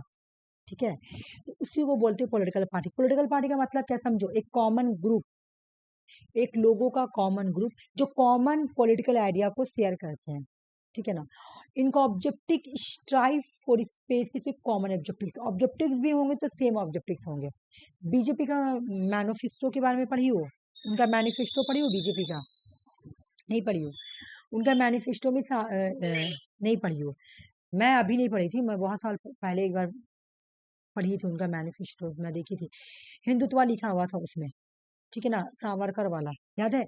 तो ये हाँ इनका हाँ, ये पता है। इनका मैनिफेस्टो है ना। तो ये इनका हाँ इनका स्पेसिफिक ऑब्जेक्टिव है, मुझे इंडिया को हिंदुत्व वाला आइडियोलॉजी पे लेके चलना है। तो ये सबका होगा, ये सारी बीजेपी, मैं कोई मतलब किसी को ये करने के लिए, मैं मतलब कोई पॉलिटिशियन को मैं क्रिटिसाइज नहीं कर रही हूँ, बिकॉज समझाने के लिए मैं खाली बता रही हूँ। ठीक है, तो बोले कि स्पेसिफिक कॉमन ऑब्जेक्टिव्स, तो इनका ऑब्जेक्टिव्स क्या होगा, जितने भी पॉलिटिकल पार्टीज होगा सबका ऑब्जेक्टिव्स होगा हिंदुत्व, मैनिफेस्टो में लिखा हुआ है, हम लोग का ऑब्जेक्टिव्स ये है, तो हम लोग को ये फॉलो करना है। ठीक है, तो बोल रहे कि पॉलिटिकल पार्टीज को बोलते हैं जो लोगों का एक ऑर्गेनाइज ग्रुप होता है, जो कॉमन पॉलिटिकल आइडिया को शेयर करते हैं और स्पेसिफिक ऑब्जेक्टिव्स को क्या करते हैं, अचीव को, मतलब उनका जो ऑब्जेक्टिव्स होगा ना वो कॉमन सभी का ऑब्जेक्टिव्स होगा। ऐसा नहीं है, मान लो कि बीजेपी ने अपना रख दिया एक जैसे हिंदुत्व, ठीक है ना, ठीक है, इन्होंने रखा, तो इसमें से चार आदमी बोलेगा नहीं मैं हिंदुत्व को आइडियोलॉजी को फॉलो नहीं करूंगा, करना पड़ेगा। क्यों ना कोई मुस्लिम में लीडर ही क्यों ना आए, ठीक है ना, कोई मुस्लिम ही बीजेपी में क्यों ना जाए, उनका भी आइडियोलॉजी हिंदुत्व ही रहेगा, उनको भी वही ऑब्जेक्टिव रखना पड़ेगा जो उन्होंने सेट किया है। ठीक है, ये this group work together influence government policy. अच्छा एक और बात सुनो, ये जो ग्रुप होती है ना, ये जो ग्रुप है ये जो ग्रुप है ये लोग साथ मिलकर काम करती है, ठीक है ना। जैसे अभी बीजेपी, तो बीजेपी के अंदर जितनी भी पॉलिटिशियन है वो लोग साथ मिलकर ही काम करेंगे। गवर्नमेंट की पॉलिसी को इन्फ्लुएंस करना हो गया, डिसीजन मेकिंग हो गया, जो भी हो ये लोग सब कुछ साथ मिलकर करेंगे। पॉलिटिकल पावर को एक्सरसाइज करना हो, डेमोक्रेसी, कॉन्स्टिट्यूशन, जो भी काम करना हो वो लोग साथ मिलकर करेंगे। तुम देखते हो, मान लो कि अगर किसी स्टेट में, जैसे राजस्थान में, मैं एग्जाम्पल दे रही हूँ, राजस्थान में अगर कुछ हुआ, राजस्थान में बीजेपी है, नहीं राजस्थान में तो बीजेपी नहीं है, चलो एमपी में बीजेपी है, ठीक है ना। एमपी में बीजेपी है, तो मान लो कि एमपी में कुछ हुआ, बीजेपी के, मान लो कि कोई एक तरीके का राइट्स वगैरह हो गया, दंगा वगैरह हो गया, तो ये नहीं बोलता है कि एमपी का चीफ मिनिस्टर ने ये करवाया, डायरेक्ट बोलेगा ये बीजेपी का है, बीजेपी ने करवाया। देख रही हो, कुछ भी हो रहा, क्योंकि वो लोग, उन लोगों का नाम, उन लोगों का टैग लग गया, पॉलिटिकल पार्टी का टैग लग गया। सब ये नहीं बोलेगा कि एमपी का चीफ मिनिस्टर ने करवाया, या वहाँ के लोगों ने किया, लोकल लोगों ने किया, या छोटे छोटे जो पॉलिटिशियन ग्रुप है उन लोगों ने किया, कभी उन लोगों पे नाम नहीं आएगा। डायरेक्ट आएगा कि ये बीजेपी का था तो बीजेपी ही ने करवाया, वहां पे उन्हीं की गवर्नमेंट थी, उन्होंने ही ठीक से नहीं चलाया, ऐसे आएगा। उसके बाद सीएम पे जाएगा, ठीक है ना। तो इस तरह से दिस ग्रुप वर्क टुगेदर, तो ये लोग साथ काम करते हैं, जो भी इफेक्ट देखने को मिलेगा सब पार्टी पे ही देखने मिलेगा। पॉलिटिकल पार्टीज का एम होता है रिप्रेजेंट करना लोगों का इंटरेस्ट। पॉलिटिकल पार्टीज का एम होता है, देखो अगर तुम पॉलिटिकल पार्टी को पढ़ोगे तो उसका फीचर्स बहुत अच्छे है। पॉलिटिशियन ने उसको मतलब बोला था ना, डाइल्यूट कर दिया। देखो यहाँ पे फीचर देखो, पॉलिटिकल पार्टीज का फंक्शन क्या है, लोगों के इंटरेस्ट को रिप्रेजेंट करना, ये तो बहुत अच्छी बात है ना। लेकिन आजकल क्या हुआ, इसको बिल्कुल ब्लर कर दिया गया, लोगों के इंटरेस्ट को तो रिप्रेजेंट नहीं करते हैं। लेकिन फीचर देखो बहुत अच्छा है, पॉलिटिकल पार्टीज का एम होना चाहिए, अगर कोई एक पर्सन पॉलिटिशियन बन रहा है तो उसका पर्पस होना चाहिए कि मुझे लोगों के इंटरेस्ट को रिप्रेजेंट करना है, ठीक है।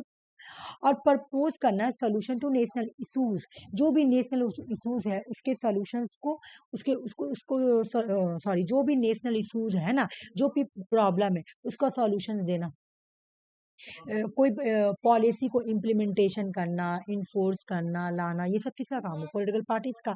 तो अभी कौन है, जैसे तुम्हारा बीजेपी है, तो बीजेपी तो खाली मतलब नरेंद्र मोदी तो वो काम नहीं करेंगे, उनका हर जगह एमपी एमएलए होगा, वो लोग सब काम करेंगे, तो वो लोग क्या होते हैं, पॉलिटिकल पार्टीज ही होते हैं। तो ये बोला जा रहा है, ठीक है। फीचर्स बहुत अच्छा है, वैसे कोई खराब, बहुत अच्छा फीचर्स बहुत अच्छा दिया हुआ है डिफिनेशन, लेकिन वो लोग इम्प्लीमेंट नहीं करते। फिर मॉर्कस डुआर्कर क्या बोल रहे हैं कि जो पॉलिटिकल पार्टीज होते हैं, पर यहाँ पढ़ते हैं। हाँ, तो इसी तरह ये बोल रहे हैं मॉर्कस डुआर्कर, ये तो हो गया ना, ये ऐसे आ गया, ठीक है ना। ये बोलते हैं 4 तरह का पॉलिटिकल पार्टीज का ऑर्गेनाइजेशन होता है, 4 तरह का। ये बोलेगा अगर तुम देखोगे ना पूरा दुनिया में 4 तरह का पॉलिटिकल पार्टीज पाए जाएंगे, 4 तरह। Caucus type party, the branch political party, the cell political party, militia political party. बोले तुम देखोगी, अगर ये बोलते हैं डवार्कर्स 4 तरह का पॉलिटिकल पार्टीज पाए जाते हैं। जैसे बोले कक्कस टैप पार्टी जो होता है ना, यहाँ पे तुमको जो लीडर मिलेगा, जो पॉलिटिकल पार्टीज होंगे, है ना, यहाँ पे तुमको इलीट टाइप का पार्टी मिलेगा, इलीट टाइप का पार्टी। इलीट टाइप का पार्टी मतलब क्या, जो बस कुछ लोगों का ही ग्रुप होगा, लोगों के पास बिग पावर होगी, विक विक मतलब कमजोर, ठीक है ना। एलिट या स्मॉल साइज होगी। कक्कस टैप पार्टी तुमको मिलेगा तुमको अर्लियर ब्रिटिश कंजर्वेटिव या लिबरल पार्टीज। ये जो तुम्हारा कंजर्वेटिव या लिबरल पार्टीज है ना, यहाँ पे तुमको एलिट पार्टी मिलेगा। क्यों, देख लो यहाँ पे 2 ही ग्रुप है, एक तुमको कंजर्वेटिव पार्टी मिलेगा और एक तुम्हारा लिबरल पार्टी मिलेगा। नहीं, एक था, एक मिनट, यहाँ पे कंजर्वेटिव पार्टी है और लेबर पार्टी है ना, हाँ, लेबर पार्टी है। तो वही ब्रिटिश में तुमको देखने को मिलेगा। ब्रांच पॉलिटिकल, देखो ब्रांच, तुम कभी ब्रांच देखी हो, ब्रांच किसको बोलते हैं बताओ तो, ब्रांच किसको, ब्रांच बोलते हैं डाल को। डाल को बोलते हैं। तुम देखती हो डाल में कितना सारा होता है, हाँ मल्टी पार्टी भी तो अच्छा बात बोली, डाल होता है तो देखती हो ऐसे ऐसे ऐसे ऐसे कितना सारा ब्रांच ऐसे ऐसे निकला हुआ रहता है, देख रही हो। तो ब्रांच पार्टी मास पार्टी होता है, ठीक है। Control the maximum membership, it is always act, ये बहुत एक्टिव होता है, ये मास होता है, जैसे इंडियन और ब्रिटेन में तुमको मिलेगा। ये अर्ली ब्रिटिश में बोल रहा मिलेगा, अर्लियर टाइप में ऐसा था ककस पार्टी, ककस टाइप का जो अर्लियर स्टार्टिंग में बोल रहा कि ब्रिटिश में ऐसी टाइप का था, लेकिन अभी ब्रिटेन में तुमको मिलेगा मास पार्टी।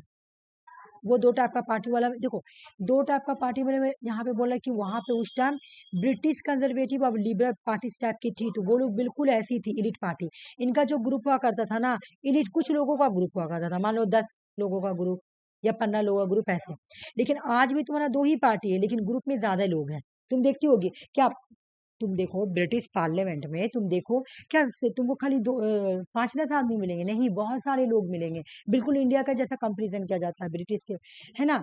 वहां पे तुमको प्रेसिडेंट मिलेंगे, तो प्रेसिडेंट की जगह में तुमको प्रिंस मिलेंगे, पीएम मिलेंगे, ठीक है। इंडिया में जैसे लोकसभा राज्यसभा वहां पर भी है, house of common, house of Lord.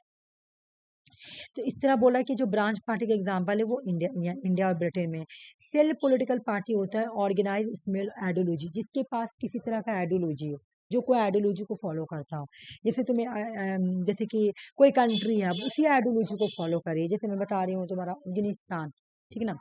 Afghanistan क्या है, वो एक आइडियोलॉजी को फॉलो करती है। जैसे इस्लामिक कंट्री, तो इस्लाम को एकदम फॉलो करेगी, वहां पे बस रिस्ट्रिक्टेड है।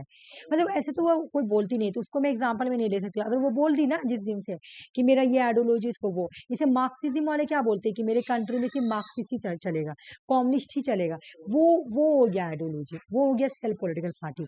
बोला ऑर्गेनाइज स्मॉल आइडियोलॉजी यूनिट्स, जहाँ पे एक आइडियोलॉजी चलेगा, हायरार्किकल कंट्रोल चलेगा, ठीक है ना। मतलब ABC इस तरह से हायरार्किकल कंट्रोल चलेगा, सबसे ऊपर जो उसका सबसे ज्यादा पावर, इस तरह चलेगा। ऑपरेट, ये सब नहीं याद करना, बस टैग खाली याद करो। काकस मतलब स्मॉल, ब्रांच माने ज्यादा, सेल माना ideology, ideology party. Lenin, Marxist, ये सब इसका एग्जांपल है। आज का तुम लोगी तो चाइना का एग्जांपल ले सकती हो, चाइना के पास तो भी ideology communist. Malicious political party, ये जो होता है ना, ये बिल्कुल ही डिक्टेटरशिप। आज का एग्जांपल तुम लेगी तो इसको नॉर्थ कोरिया बोल सकते हैं। पैरामिलिट्री स्ट्रक्चर, या तो मिलिट्री रूल करेगी, म्यांमार, म्यांमार भी बोल सकते हैं। म्यांमार में तुम्हारा क्या है, मिलिट्री रूल है। नाजी पार्टी, फासिस्ट रिजीम, ये सब इसका एग्जांपल है मिलिशियस पॉलिटिकल पार्टी का। बस तुमको ये सब पढ़ना नहीं है कौन किसका एग्जांपल है, पूछेगा कौन टाइप दिया, अगर पूछेगा तो ककस, ब्रांचेस, सेल और मिलिशियस, बस। फिर इन्होंने दो तरह का पॉलिटिकल पार्टी, फिर मार्कस ने क्या बोला कि फिर इन्होंने क्या किया, पॉलिटिकल पार्टीज को दो पार्ट में बांटा, कैडेट पार्टीज और मास पार्टीज। कैडेट पार्टीज का मतलब क्या होता है, इलीट पार्टी, छोटा छोटा बताऊं, ज्यादा नहीं। जो कैडेट पार्टी में छोटा, Nazi party, fascist party, conservative party, छोटा पार्टी जो ग्रुप होता है ना, उसको हम लोग बोलेंगे कैडेट पार्टी। मास पार्टी सुनने में ही लग रहा बड़ा, जैसे इंडियन नेशनल कांग्रेस। अच्छा मैं एग्जांपल देती हूँ, जिसके पास आइडियोलॉजी है, जिसके पास आइडियोलॉजी। मैं कंट्री का एग्जांपल नहीं दूंगी, मैं पॉलिटिकल पार्टी पढ़ा रही हूँ ना। देखो यहाँ पे क्या बोल रहा है कि ये दो तरह का पॉलिटिकल पार्टी है। इंडिया में तुमको ऐसा दो पार्टी मिलेगा, बीजेपी को हम बोलेंगे, कैडेट पार्टी, ठीक है ना। मास पार्टी हम किसको बोलेंगे, मास पार्टी हम बोलेंगे इंडियन नेशनल कांग्रेस को। क्यों, क्योंकि इंडियन नेशनल कांग्रेस ने कोई आइडियोलॉजी नहीं रखा है कि मैं इसको फॉलो करूंगा, मैं उसको फॉलो करूंगा, नहीं, ऐसा कोई आइडियोलॉजी नहीं। लेकिन बीजेपी के पास आइडियोलॉजी जिसका नाम है हिंदुत्व, और जिसके पास आइडियोलॉजी है वो होते हैं तुम्हारा कैडेट पार्टी, बस। मार्कस ने क्या किया, पार्टी सिस्टम को दो पार्ट में बांटा। बोला एक होगा कैडेट पार्टी, एक होगा मास पार्टी। मास पार्टी जो होंगे वो चाहेंगे, पता है क्या, मास पार्टी, कि उनको ज्यादा से ज्यादा लोग उनको वोट दें, है ना। मेरे भले वो अंदर से जैसे भी हो, लेकिन वो लोगों को दिखाएंगे कि मैं सबों का भला चाह रहा हूँ, मेरे लिए सारे रिलीजन सेम है, मेरे लिए सारे कास्ट सेम है, मेरे पॉलिटिक्स में भी जो इन्वॉल्व होना चाहता है इन्वॉल्व हो सकता है ना। पूरा बहुत बड़े नंबर में सभी लोगों को वो सपोर्ट करेंगे, ठीक है ना। लेकिन जो आइडियोलॉजी पार्टी होगी ना, जिसके पास एक आइडियोलॉजी, वो बोलेगी कि नहीं भाई तुम अगर तुम मेरी आइडियोलॉजी को फॉलो करोगे तभी तुम आओ मेरे मेरे ये में, है ना, तभी तुम आओ कैडेट पार्टी में, इस तरह से।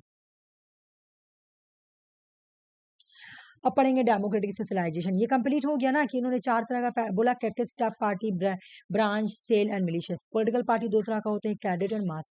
कैडेट जिसके पास आइडियोलॉजी हो गया, मास जिसके पास जो बड़ा, इंडियन नेशनल कांग्रेस का एग्जांपल ले लो, ये यूके का लेबर पार्टी का एग्जांपल ले लो, ये सब मास पार्टी। मास पार्टी जिसके अंदर सारे लोग आ जाएंगे, सभी लोग, उनके लिए सारे पॉपुलेशन एक है, ये सारे जनरल पॉपुलेशन को एक ही मानेंगे। लेकिन जिसके पास आइडियोलॉजी होगी वो बोलेगी नहीं, मेरी आइडियोलॉजी को फॉलो करो। डेमोक्रेटिक सोशलिज्म का मतलब क्या होता है, ये एक पॉलिटिकल इकोनॉमिक आइडियोलॉजी है। इस पॉलिटिकल इकोनॉमिक आइडियोलॉजी जो कंबाइन हुआ है दो चीज से। डेमोक्रेटिक ऐसी नहीं बना, ये दो चीज से मिलकर बना, एक तो डेमोक्रेटिक प्लस सोशलिज्म। ये दो चीज से मिलके बना है। मतलब इसके अंदर तुम्हारा फ्री इलेक्शंस के बारे में बोला गया है, रूल ऑफ लॉ के बारे में बोला गया, इंडिविजुअल राइट। तो ये जो तुम्हारे बारे में बोला गया है ना, free elections, rule of law, individual right, ये क्या है? तुम्हारा डेमोक्रेसी है, पॉलिटिकल डेमोक्रेसी, जो लोगों को राइट दिया गया है ना, पॉलिटिकल डेमोक्रेसी। फिर जब बोला गया कि वेल्थ का डिस्ट्रीब्यूशन करना, रीडिस्ट्रीब्यूशन करना, पब्लिक ऑनरशिप, ये सब किसका है? ये तुम्हारा सोशल के बारे में बात कर रहा है। तो डेमोक्रेटिक सोशलिज्म में दो तरह की आइडियोलॉजी आती है। एक, लोगों को फ्रीडम देना है ना, फ्री इलेक्शंस करवाना, right to vote, rule of law, individual right. फिर दूसरा बोल रहा है सोशलिज्म, क्या बोल रहा है कि वेल्थ का भी डिस्ट्रीब्यूशन करना है, पब्लिक का ऑनरशिप को भी देखना है। इन दोनों को मिलाकर ही क्या बना? इन दोनों को मिलाकर ही जब मैं पॉलिटिकल डेमोक्रेसी और सोशल इकोनॉमिक सिस्टम को मिला दी तो क्या बन गया? Democratic system, democratic socialism. ठीक है। ये एडवोकेट करता है कि economic justice, social welfare, equal opportunity uphold रहे डेमोक्रेटिव वैल्यूज में। इससे क्या होगा? डेमोक्रेटिव वैल्यू अपहोल्ड रहेगी। ये इसका फ्यूचर मतलब डेमोक्रेटिक सोशलिज्म बोलता है कि इकोनॉमिक जस्टिस भी हम चाहते हैं, हम सोशल वेलफेयर भी चाहते हैं। ये देखो, ये सोशलिज्म वाला बात बोल रहा है, ठीक है ना। हम इक्वल अपॉर्चुनिटी भी चाहते हैं, ये डेमोक्रेसी वाला बात बोल रहा है। इससे क्या होगा? डेमोक्रेटिव वैल्यू जो है वो अपहोल्ड रहेगी, ठीक है ना। डेमोक्रेटिक सोशलिज्म का मैं फीचर पढ़ूंगी कि क्या है। ये मिक्स्ड इकोनॉमिक है, ये मिक्स्ड इकोनॉमी के बारे में बात कर रही है। देखो कैसे, ये पब्लिक के बारे में भी बात करेगी, ये प्राइवेट सेक्टर के बारे में भी बात करेगी। डेमोक्रेटिक गवर्नेंस का मतलब है, ये डेमोक्रेटिक गवर्नेंस के बारे में बात करेगी। मतलब ये रूल ऑफ लॉ भी चाहेगी, सिविल लिबर्टी भी चाहेगी, मल्टी पार्टी इलेक्शन भी चाहेगी, ठीक है ना। ये सोशल, ये चाहेगी कि सोसाइटी में सोशल जस्टिस हो। मतलब सोसाइटी में जो इनइक्वालिटी है, इकोनॉमिक इनइक्वालिटी है, उसको रिड्यूस कर दिया जाए। जो डेमोक्रेटिक सोशलिज्म है वो चाहेगी कि जो सोसाइटी में इकोनॉमिक इनइक्वालिटीज है उसको हटा दिया जाए, है ना। सोशलिज्म में पढ़ाई थी ना, सोशलिज्म का मेन फोकस क्या था सुषमा? कि सोसाइटी में जो इकोनॉमिक इनइक्वालिटी उसको हटाना। तो ये क्या है? ये डेमोक्रेटिक सोशलिज्म है। तो हाँ। ये है ना, तो आ गया ना यहाँ पे फ्यूचर सोशलिज्म का, हाँ। कि ये चाहती है कि सोसाइटी में इनइक्वालिटी नहीं होनी चाहिए। कौन वाली? इकोनॉमिक इनइक्वालिटी, ठीक है। ये वेलफेयर को प्रमोट करेगी। सोशलिज्म जितने भी है, जितने भी सोशल, मैं क्या बोली थी, जो पॉजिटिव लिबर्टी है उसको सोशल लिबर्टी भी बोलते हैं, याद है? इसको सोशल लिबर्टी भी बोलेंगे, इसको वेलफेयर भी बोलेंगे। क्यों? पॉजिटिव लिबर्टी क्या बोलती है कि लोगों का हम पर्सनैलिटी डेवलपमेंट करेंगे, उसके लिए कॉलेज स्कूल इस्टाब्लिश करेंगे, अस्पताल इस्टाब्लिश करेंगे। यानी मैंने क्या किया? लोगों का सोशलाइज किया मैंने। जब मैंने लोगों को सोशलाइज किया तो लोगों का वेलफेयर हो गया। तो देखो, जहाँ पे डेमोक्रेटिक सोशलिज्म होगी या सोशलिज्म होगी, सॉरी सोशलिज्म होगी, तो वहां पे तो वेलफेयर होगा ही होगा, ठीक है ना। और यहाँ पे डेमोक्रेटिक सोशलिज्म है तो यहाँ पे दोनों फीचर होगा। यहाँ पे तुम्हारा सोशलिज्म वाले भी फीचर होगा और यहाँ पे तुम्हारा डेमोक्रेटिक वाला, ठीक है ना। तो ये जो डेमोक्रेटिक सोशलिज्म है ना, ये दोनों चीज को सपोर्ट करेगी। डेमोक्रेसी वाला भी, जैसे डेमोक्रेसी वाला फीचर क्या है? Rule of law, civil liberty, multi party election, है ना। उसके बाद ये आ गया तुम्हारा डेमोक्रेटिक वाला फीचर कि ये चाहेगी कि इनइक्वालिटी भी हट जाए सोसाइटी से, है ना। वेलफेयर प्रोग्राम चाहेगी लोगों का, जो कैसे हटेगा? गरीबी हटेगी कैसे? सोशल इनइक्वालिटी रिड्यूस कैसे होगा? पॉवर्टी को एलिमिनेट करके, इग्नोरेंस को, इनइक्वालिटी को, इन सबको बोला। ये एक तरह से हम देखेंगे ना कि डेमोक्रेटिक सोशलिज्म ये मार्क्सिस्ट और गांधी का ब्लेंडेड है, दोनों का मिला हुआ व्यू है। बोला अगर हम देखेंगे कि जो डेमोक्रेटिक सोशलिज्म है ना, ये गांधी और मार्क्सिज्म का ही मिला जुला है। मार्क्सिज्म बोलती है क्लास कंसर्न के बारे में बात बोलती है, इक्वलिटी के बारे में बोलती है, इकोनॉमिक रिडिस्ट्रीब्यूशन के बारे में बात बोलती है। गांधी जी बोलते हैं नॉन वायलेंस के बारे में, डिसेंट्रलाइजेशन के बारे में, विलेज के बारे में, मोरल वैल्यूज के बारे में। तो दोनों को मिला देंगे तो डेमोक्रेटिक सोशलिज्म हो जाएगा, ठीक है ना। ये क्लास स्ट्रगल के अगेंस्ट है, डेमोक्रेटिक सोशलिज्म क्लास स्ट्रगल के अगेंस्ट है। ये प्रमोट करती है नेशनलिज्म, दस नेशनल ग्रोथ। ये प्रमोट करती है नेशनलिज्म और नेशनल ग्रोथ। ये इनकरेज करती है इंडिविजुअल की रिलीजियस फ्रीडम को, ठीक है ना, to god accept from any form. मतलब इंडिविजुअल को, जो भी डेमोक्रेटिक सोशलिज्म बोलती है कि भाई अगर कोई इंडिविजुअल जिस भी रिलीजन को फॉलो करना चाहता है वो फॉलो कर सकता है, जिस भी गॉड को मानना चाहता है मान सकता है, मेरे तरफ से फुल फ्री हो, ठीक है। डेमोक्रेटिक सोशलिज्म और मार्क्सिज्म सोशलिज्म का एम है, देख लो, एक चीज सुनो मेरे बात, दोनों का एम क्या है? दोनों का एम है, मेरी बात सुनो, दोनों का यहाँ पे मैं एम लिख रही हूँ। डेमोक्रेटिक सोशलिज्म और मार्क्सिज्म सोशलिज्म का एम क्या है? इकोनॉमिक, ठीक है, सोशल इक्वलिटी, पॉलिटिकल इक्वलिटी लाना, इकोनॉमिक इक्वलिटी लाना, सोसाइटी में क्या लाना? Economic equality. इकोनॉमिक इक्वलिटी के बाद कौन बोलता है? सोशलिज्म वाले। ठीक है, सोशल इक्वलिटी लाना, ये भी कौन बात कर रहा है? सोशलिज्म बात। फिर पॉलिटिकल इक्वलिटी, ये कौन बात कर रहा? तुम्हारा डेमोक्रेटी। तो ये वाला फीचर जो है ना, ये दोनों मिलाकर ही बोल रहे हैं। इंडिविजुअल अगर अलग अलग कर देंगे तो ये एक फीचर हो जाएगा खाली सोशलिज्म का, और एक हो जाएगा खाली मार्क्सिज्म का, मतलब वही सोशलिज्म एक हो जाएगा डेमोक्रेटिक का फीचर, और एक हो जाएगा मार्क्सिस्ट का फीचर, मतलब खाली सोशलिज्म का। सॉरी रुक जाओ, मैं कंफ्यूज कर दूँ।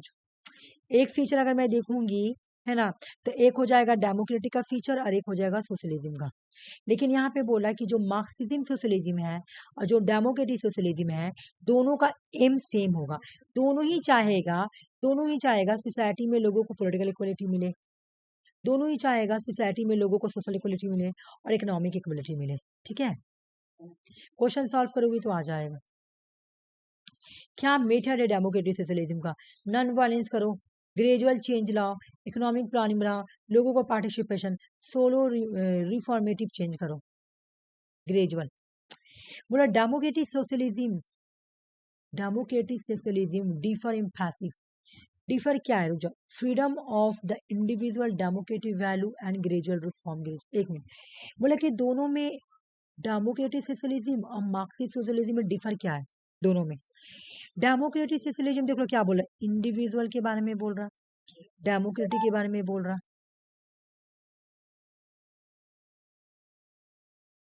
ठीक है, देख लो डेमोक्रेटिक वैल्यूज के बारे में बोल रहा है, ग्रेजुअल रिफॉर्म के बारे में बोल रहा है। ये आवाज क्यों आ रहा है? ठीक है, डेमोक्रेटिक सोशलिज्म डिफर किससे में समझो। डेमोक्रेटिक सोशलिज्म और मार्क्सिज्म सोशलिज्म में डिफर क्या है?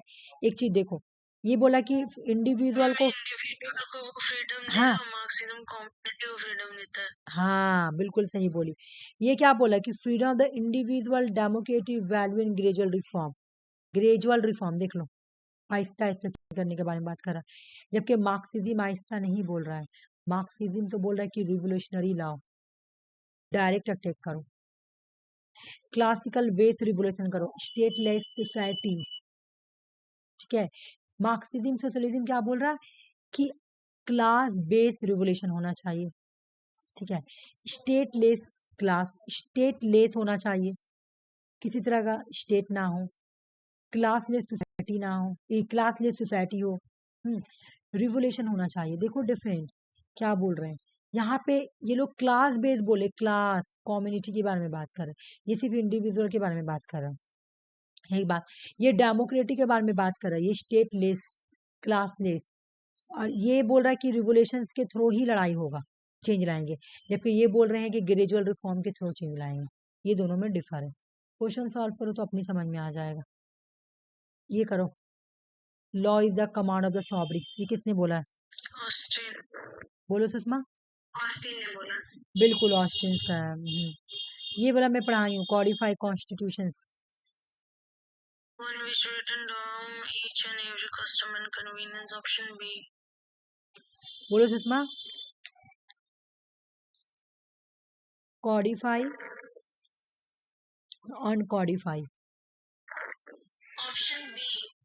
अच्छा ये पढ़ा हुआ, ठीक है चलो ये बताओ। What was the exact constitution, जब इंडिया आजाद हुआ था तब प्रियम्बल कैसा था? बताओ, 26 जनवरी से 50 में प्रियम्बल कैसा था? Option B. हाँ ऑप्शन बी। अभी प्रियम्बल कैसा है?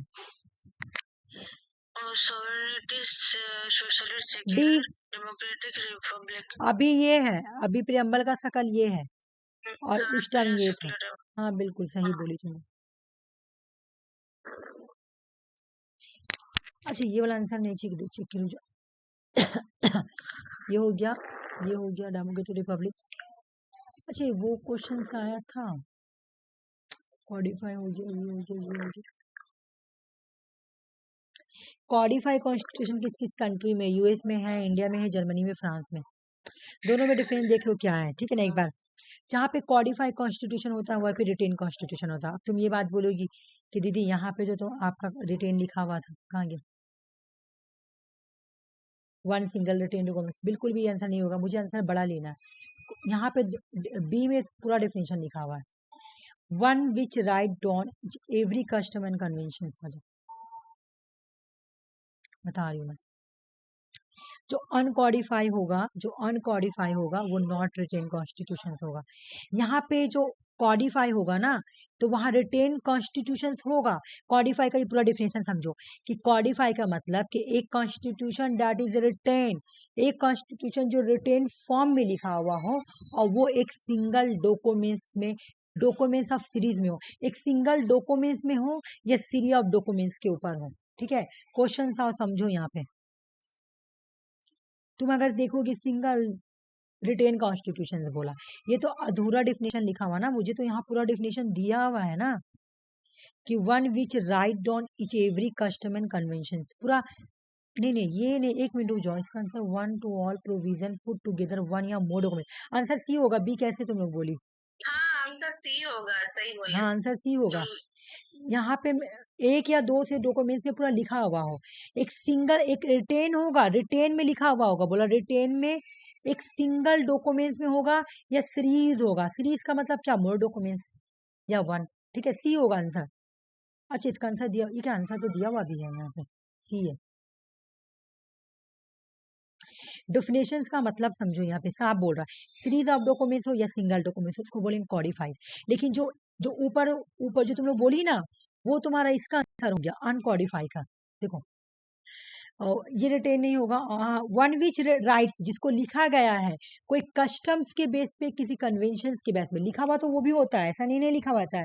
लेकिन जो अनकॉडिफाई होता है ना, जो अनरिटेन कॉन्स्टिट्यूशन होता है, तो लिखा हुआ तो वो भी रहता है, ऐसा नहीं नहीं लिखा होता, लेकिन उसको कोई बहुत पहले से लिखा हुआ है, कोई कस्टम्स, बहुत पहले कस्टम्स को लिख दिया गया है, कोई कन्वेंशन को लिख दिया गया है, वही फॉलो होते चला जा रहा है, तो ये अनकॉडिफाई का हो जाएगा तुम्हारा डिफिनेशन। ठीक है, देखो यहाँ पे साफ साफ लिखा हुआ है कि जो तुम्हारा अनकॉडिफाई होता है वो नॉट रिटेन होता है। अब नॉट रिटेन का मतलब ये नहीं कि वो लिखा हुआ रहता है, लिखा हुआ रहता है, लेकिन उसको उसको कोई एक डॉक्यूमेंट टाइप के नहीं लिखा हुआ, वो एक कन्वेंशन से कस्टम से बना हुआ, वही चलते आ रहा है। ठीक है, कन्वेंशन, कोई स्टेटस, कोई डिसीजन, बस वही है। ये लेस फ्लेक्सिबल होता है, ये लेस फ्लेक्सिबल होता है, ये मोर फ्लेक्सिबल। ए प्रीति, ये बंद कर देना था। ये बहुत ही लेस फ्लेक्सिबल होता है, ये मोर फ्लेक्सिबल होता है। अब ये लेस फ्लेक्सिबल क्यों? क्योंकि इतना बड़ा डॉक्यूमेंट्स है ना, इतना बड़ा डॉक्यूमेंट्स, इसको बहुत दिन लगता है बनाने में। कॉडिफाई, इंडिया का कॉन्स्टिट्यूशन बहुत दिन में बना था। ठीक है, अब इतना देर लग रहा था, तो इसको इसको अमेंडमेंट करना इतना जरूर बहुत इजी नहीं होता है। Less flexible amendment require the formal and often the lengthy process. मतलब जब डॉक्यूमेंट्स रिटेन होता है तो उसको अमेंडमेंट करना लेंदी प्रोसेस होता है, लेकिन ये मोर फ्लेक्सिबल है भाई, स्टेटस है, कन्वेंशन है, मतलब इजीली वैसी को फॉलो कर दो, चेंज वेंज करने का उतना है नहीं। ये बहुत ही फ्लेक्सिबल है, चेंज करना वो कर देंगे, उतना कोई ये नहीं है। क्लियरिटी प्रोवाइडिंग, यहाँ पे क्लियर गाइडलाइन होता है। क्लियरिटी कैसे होता है? यहाँ पे क्लियर गाइडलाइन लिखा हुआ है, कैसे तुम्हारा? बताओ मुझे, मुझे बताओ।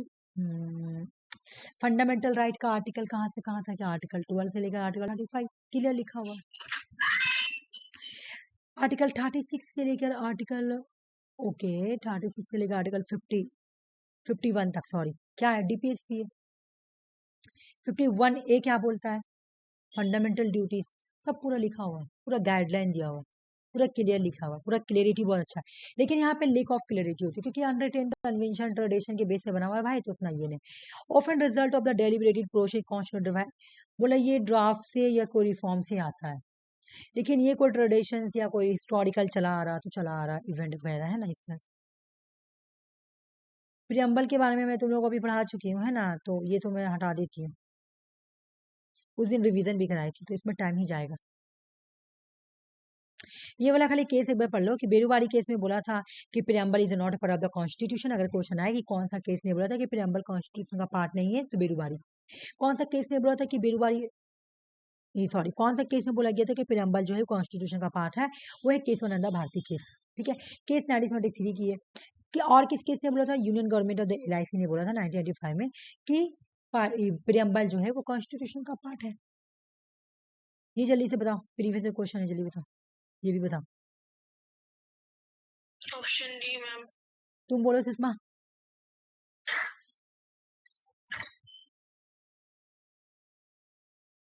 Option D.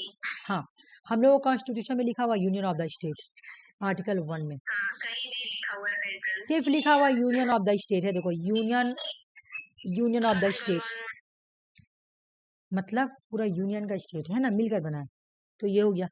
ये बताओ, प्रिवेंटिव डिटेंशन, ये भी मैं रिवीजन करा चुकी हूँ। आर्टिकल 22। बोलो सुषमा। आर्टिकल 22। बिल्कुल सही। बोलो Sushma, Indian freedom of press कहाँ दिया गया? All of this specially all of them कैसे दिया हो Sushma? mentioned in the constitution in article 19. हाँ, imply the fundamental right of freedom expression. अच्छा, मैं इसका आंसर क्या लिखूं? कितना? 27। Imply the fundamental right of freedom expression, B. इसका आंसर इसका बताओ। B होगा ना? Option B. क्वेश्चन समझा रही हूँ, पहले इसका आंसर बताओ फिर समझा रही हूँ। Golaknath versus state Punjab. सुषमा बोलो। हाँ, गोलकनाथ केस। शंकरी प्रसाद वाला केस में पढ़ाया थी, जहां पे बोला गया था कि कर सकते हैं, कैन, पार्लियामेंट कैन कर सकता है। ठीक है। केशवानंदा भारती केस आया, नहीं सॉरी, फिर गोलकनाथ आया, गोलकनाथ वर्सेस पंजाब वाला केस आया, तो इसमें बोला कैन नॉट। नहीं कर सकते। केशवानंदा भारती केस में क्या बोला? कर सकते हैं, कैन, कर सकते पार्शियली हैं। बोला, लेकिन बेसिक स्ट्रक्चर को नहीं कर सकते।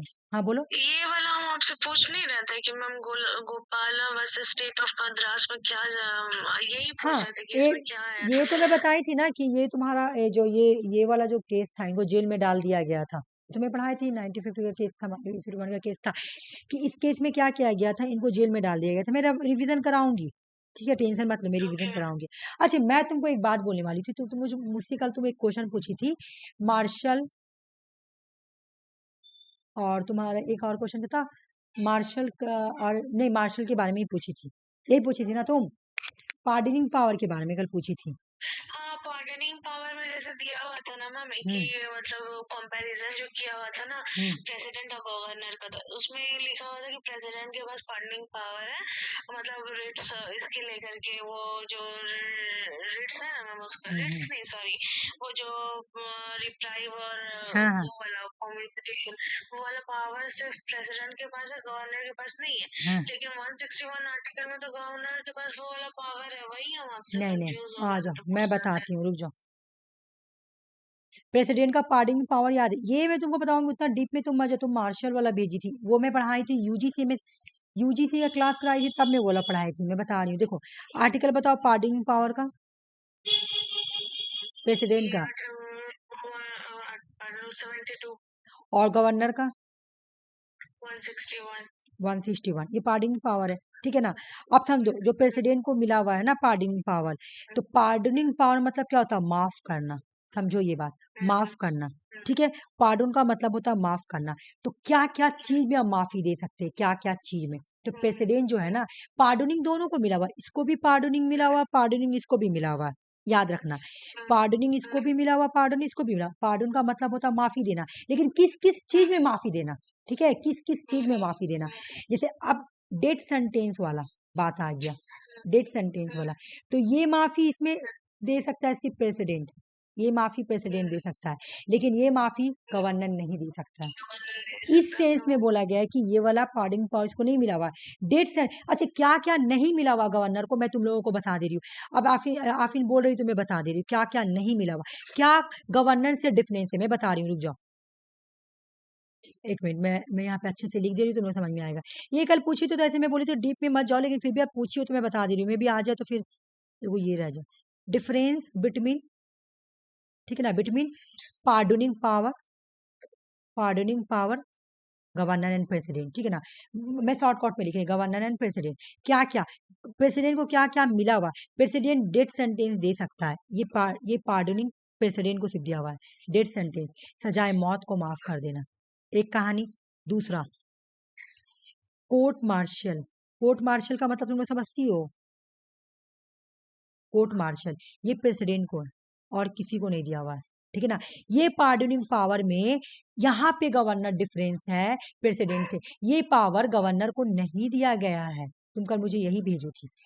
डेथ हाँ सेंटेंस, ये भी है डेथ जी। सेंटेंस का मतलब होता है सजाए मौत माफ करवाना, ठीक है। कोर्ट मार्शल का मतलब, तुमने रुस्तम मूवी देखी थी, रुस्तम मूवी देखी होगी। रुस, ये रुस्तम हाँ मूवी जी। में तुम देखी थी, जब अक्षय कुमार नेवी ऑफिसर था, तो उसका जो केस चलता है वो कहाँ को केस चलता है बताओ मुझे। क्या वो जनरली तुम्हारा जैसे नॉर्मल इंसान का चलता है, जैसे हम लोग अगर हम लोग कुछ मतलब हम लोग ना करें बाबा, अगर कोई जैसे हम लोग जैसे नॉर्मल पर्सन का केस चलेगा, तो हम लोग का या तो डिस्ट्रिक्ट कोर्ट में चलेगा, या हाई कोर्ट में, या सुप्रीम कोर्ट में, ऐसे चला, ठीक है। लेकिन कोई नेवी ऑफिसर हो, मतलब डिफेंस का जो भी हो, आर्मी मिलिट्री वाला लोग, उन लोग अगर कोई क्राइम करता है, तो उन लोगों का जो कोर्ट होता है ना, उसको हम लोग बोलते हैं कोर्ट मार्शियल, ठीक है। उन लोगों का केस चलेगा, उनके अंदर उनका अलग होता है। मिलिट्री वाले लोगों का कोर्ट अलग होता। अगर कोई जैसे तुम देखी होगी, अक्षय कुमार जब मारा था, तो उसका नॉर्मल के कोर्ट में केस नहीं चल रहा था, उसका चल रहा था अलग, वहां पे नेवी में चल रहा था, नेवी में, ठीक है ना, हो गया। तो मान लो कि अब कोई नेवी ऑफिसर है, चलो बोल रहे हैं, कोई नेवी ऑफिसर है, तो इसके ऊपर कुछ लगा, इल्जाम लगा कि इसने कोई क्राइम किया, मान लो कि इसको डेथ सेंटेंस दिया, लेकिन डेथ सेंटेंस किसने इसको दिया, इसको डेथ डेथ सेंटेंस मिला court martial law. Court martial मतलब आर्मी वाले कोर्ट से, ठीक है ना, कोर्ट मार्शल से इसको मिला। नेवी ऑफिसर को कोर्ट मार्शल से बोला गया कि आपको सजाए मौत मिला, ठीक है ना, कहाँ से, कोर्ट में। नेवी ऑफिसर को मिला कोर्ट मार्शल, इन लोगों का कोर्ट मार्शल चलता है, इन लोगों का कोर्ट मार्शल चलता है, नेवी ऑफिसर लोगों का केस चलेगा वहीं पे कोर्ट मार्शल में, वहां से इनको मिला डेथ सेंटेंस, सजाए मौत मिल गया। अब या सजाए मौत मिला या फिर उम्र कैद का सजा मिल गया, तो ये जो पावर है ना, कोर्ट मार्शल की पावर को कम करना है कि नहीं, मैं नेवी ऑफिसर को माफ कर रहा हूँ, या मैं उनके सजा को कम कर रहा हूँ, ये पावर सिर्फ प्रेसिडेंट को दिया गया, गवर्नर को नहीं दिया गया है, ठीक है। ये सिर्फ प्रेसिडेंट को दिया गया है कि आप किसी भी कोर्ट मार्शल्स को ये को माफ कर सकते हैं, मतलब उसका सजा को कम करवा सकते हैं।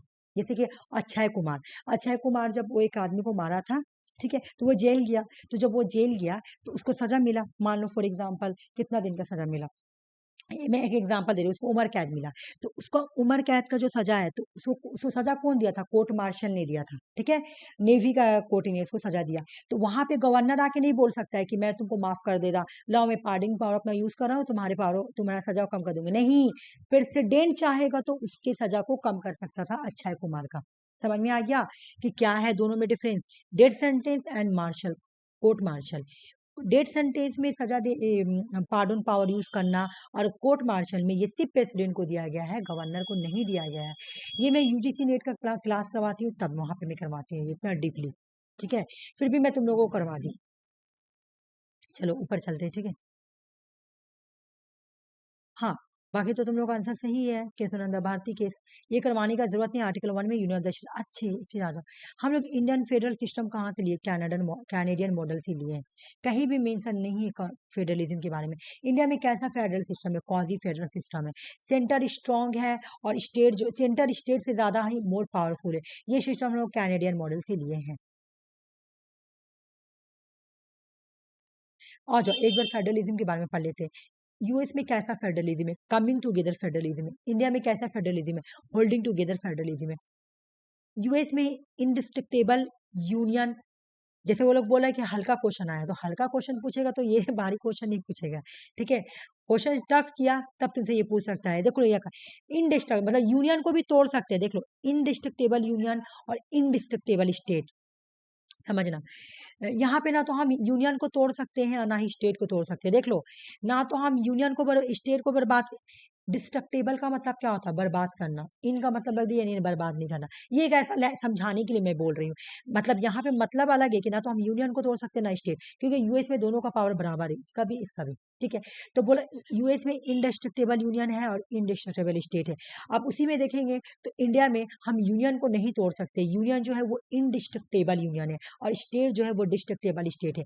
स्टेट कमजोर है तो हम स्टेट को तोड़ सकते हैं, और यूनियन स्ट्रांग तो यूनियन को तोड़ नहीं सकते, इसको ऐसे याद करना। यूएस में कैसा यूनियन है, इंडेस्ट्रक्टिव, जिसे तोड़ नहीं सकते, और स्टेट भी नहीं तोड़ सकते क्योंकि पावर बराबर है। इंडिया में यूनियन यानी सेंट्रल स्ट्रांग है तो वो इंडेस्ट्रक्टेबल है, और स्टेट जो है वो डिस्ट्रक्टेबल है। इंडिया में रिजिड, यूएस में रिजिड कॉन्स्टिट्यूशन है, इंडिया में रिजिड एंड फ्लेक्सिबल दोनों में। यहाँ पे फेडरल क्वाजी है, यहाँ पे प्योर है। यहाँ सिमेट्रिकल फेडरलिज्म है क्योंकि पावर बराबर बराबर बटा हुआ है, 50% 50%, सेंटर को 50%, स्टेट को 50%। यहाँ पे एसिमेट्रिक फेडरलिज्म है क्योंकि सेंट्रल को अगर 70% पावर दिया गया तो स्टेट को 30% ही पावर दिया गया है, जैसे एसिमेट्रिक पावर है। आर्टिकल 32 में protection against arrest and detention के बारे में बोला गया है। इम्प्लाइड अंडर आर्टिकल 1A में बोला गया है फ्रीडम स्पीच एंड एक्सप्रेशन के बारे में। जल्दी से बता दो, ये तो तुम लोगों को फौरन याद है। विलेज आर्टिकल 40 सरकारिया कमीशन क्यों आई, जल्दी बताओ। Relation between centre and state relation. बिल्कुल, ये पढ़ाया हुआ है। जल्दी से बता दो किसमें क्या होगा। देखो यहाँ पे ये नहीं बोला इलेक्टेड बोल रहा, manner of the elected, elections के बारे में बोल रहा। आर्टिकल 52 हाँ आंसर ही दिया हुआ है यहाँ। Which article the constitution of India does the council of minister the prime minister, ये तो बहुत बार पढ़ाई है तुम लोग, बता दो। 71 जहाँ पे एड एंड एडवाइजर, सुषमा 72 कैसे सुषमा, ये मैं बहुत पढ़ाई हूँ। ये एकदम अंजलि को, ये आफी को ये एड एंड चटनी। एडवाइस होगा तो 74। हाँ बिल्कुल, ये तो पार्डनिंग पावर है ना सुषमा। हाँ वो पार्डनिंग पावर। अच्छा सुषमा, मैं ये वाला कहा, ये वाला मैं आफीन को ना बहुत रटवा दी हूँ, एकदम रटवा दी हूँ। ये एकदम रट लिए, आज तुम भी रट लो। देखो मान लो कि ये काउंसिल ऑफ मिनिस्टर है सुषमा, काउंसिल ऑफ मिनिस्टर और प्लस प्राइम मिनिस्टर है। ये क्या करता है, ये लोग एड देता है, एडवाइस देता है, ठीक है, असिस्ट करता है। किसको करता है, प्रेसिडेंट को। किसको करता है भाई ये लोग, प्रेसिडेंट को। लेकिन किस आर्टिकल के अकॉर्डिंग करता है, 74, बस याद रख लो, ठीक है। इसका मैं अमेंडमेंट भी पढ़ाई, तुम देख लेना। विलेज पंचायत ये हो गया, ये हो गया। सरकारी कमीशन पढ़ाई चुकी हूँ। अच्छा देखो यही मैं पढ़ा रही थी उस दिन में। अगर एग्जाम में बोले कि ये जो आर्टिकल 74, अच्छा ये एक बार समझा देती हूँ। आर्टिकल 74 का तो मैं कहानी सुना दी कि क्या था, लेकिन अगर ये रिवीजन हो चुका है। जब बॉन्ड एंड ऑब्लिगेटेड बोले कि आर्टिकल 74 में बॉन्ड और ऑब्लिगेट कब लगा, तो 42 कॉन्स्टिट्यूशनल अमेंडमेंट एक्ट 1926 में। लेकिन जब बोलेगा कि आर्टिकल 74 में रिकंसिडरेशन कब लगा, तो 44 अमेंडमेंट 1928 में। देख लो, जल्दी से बता दो ये वाला। Ordinance issue by the governor, सब किससे अप्रूवल लेगा, गवर्नर को ऑर्डिनेंस को इशू कराना है तो किससे करेगा, स्टेट लेजिस्लेचर। और अगर प्रेसिडेंट को करना होगा तो वो किससे करेगा, वो करेगा पार्लियामेंट से। कितने दिन में करता है बताओ तो। 14 days नहीं सुषमा, 6 वीक, और 21 days में। 6 वीक सुषमा, 6 वीक। हाँ। जैसे ऑर्डिनेंस पास हो गया, ठीक है, पास हो गया, मेरे कहानी सुनो। ऑर्डिनेंस पास हो गया, लेकिन अब ऑर्डिनेंस का मतलब क्या, कोई इमरजेंसी एक्शन लेना है, ठीक है ना, कोई लॉ बनाना है। तो प्रेसिडेंट ने लॉ बनाया या गवर्नर ने कोई लॉ बनाया। अब इस लॉ को जाके तुमको अप्रूवल लेना पड़ेगा तुम्हारा पार्लियामेंट से, ठीक है ना। लेकिन वो कितने दिन के अंदर करना पड़ेगा, 6 वीक के अंदर करना पड़ेगा ना, तो खत्म हो जाएगा वो लॉ, ठीक है। Maximum gap permissible to session of the parliament, जल्दी से बता दो, 6 month। बोलो। मनी बिल का आर्टिकल, 6 month। हाँ मनी बिल का आर्टिकल बोल रही हूँ, मनी बिल का आर्टिकल। 110। अच्छा यहाँ पे राज्य, ये तो कितना हल्का क्वेश्चन है, Rajya Sabha can delay financial bill. इसका आंसर दे दिया 14 days। आंसर दे नहीं दिया है चलो इतना तो हो गया ना तुम्हारा। देख लो भाई यहाँ पे आर्टिकल 223, आर्टिकल 123 प्रेसिडेंट का ऑर्डिनेंस पावर है और गवर्नर का ऑर्डिनेंस पावर 213 है, ठीक है ना। ये बोल रहा है क्या कि जब दोनों हाउस सेशन में नहीं रहता तब ऑर्डिनेंस पावर इशू किया जा सकता है, और स्टेट लेजिस्लेचर में जब स्टेट लेजिस्लेशन ना हो तो। लेकिन भाई सुन लो, 6 वीक के अंदर तुमको जाके ये करवाना पड़ेगा ना, तो ये डिसअप्रूवल हो जाएगा, ठीक है। स्टेट वाला स्टेट से कराएगा और ये वाला सेंटर से करवाएगा। 6 वीक वही हुआ, पार्लियामेंट ऑफ 6 वीक। इसका सेशन देखो भाई, दो बार ही मिलते ये लोग साल में, 6 मंथ करके 6 मंथ करके, है ना, तब तो 1 ईयर हो गया। लेकिन सेशन को बांटा गया, 2 सेशन होते हैं, लिखेंगे 2 सेशन, लेकिन इसको जनरली ऐसे करके बांट दिया जाता है, फरवरी टू मई, जुलाई टू अगस्त, सितंबर, नवंबर टू दिसंबर, 6 मंथ का गैप होता है और 2 ही सेशन होता है, देख लो 2 ही बार मिलते हैं। लोकसभा राज्यसभा में पढ़ा दी हूँ, इसको पास कर रही हूँ, ठीक है। अगर तुम लोगों को कुछ समझना है तो मुझे बोल सकती हो कि रोक के समझा दीजिए, बाकी ये मैं करवा दी हूँ तो टाइम ही वेस्ट होगा। आओ फर्क कर लेते हैं, लोकसभा में कितने मेंबर हो सकते हैं, लोकसभा में हाँ 545 हो सकते हैं, 245। 550 बता सकते हैं, अभी करंट स्ट्रेंथ 545 है। नहीं तो ये क्या बोली तुम, 5 मैम 550 हो सकते हैं, अभी जो करंट स्ट्रेंथ है ना वो 545 है। हाँ है, देखो यहाँ पे लिखा हुआ है, बिल्कुल सही बोली तो। कहाँ ये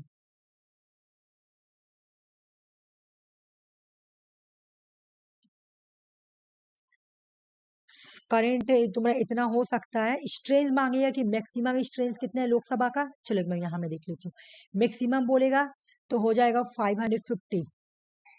अभी जो तुम्हारा ये 550 को कैसे बांटेंगे, तो ऐसे ये हटा दो 5% कितना है तो 543। अच्छा 543 क्यों है मैं बता रही हूँ, क्योंकि 2 को तो हटा दिया गया ना, 2 को हटा दिया गया, 2 जो एंग्लो इंडिया था उसको हटा दिया गया, ठीक है।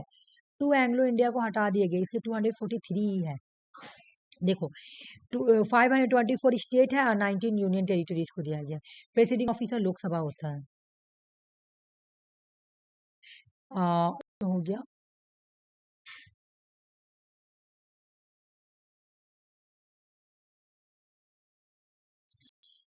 मैक्सिमम 550 हो सकते हैं, ठीक है ना, लेकिन है कितना 238, जिसमें से 12 तुमको दे दिया गया नॉमिनेटेड, जिसको प्रेसिडेंट करेंगे, फील्ड है ना। एक मिनट मुझे बताओ, सेंटर में प्रेसिडेंट अपॉइंट करते हैं कितना 12 राज्यसभा से, गवर्नर कितना अपॉइंट करते हैं जल्दी बताओ मुझे। लेजिस्लेटिव काउंसिल से गवर्नर कितने मेंबर को अपॉइंट करते हैं सेंटर।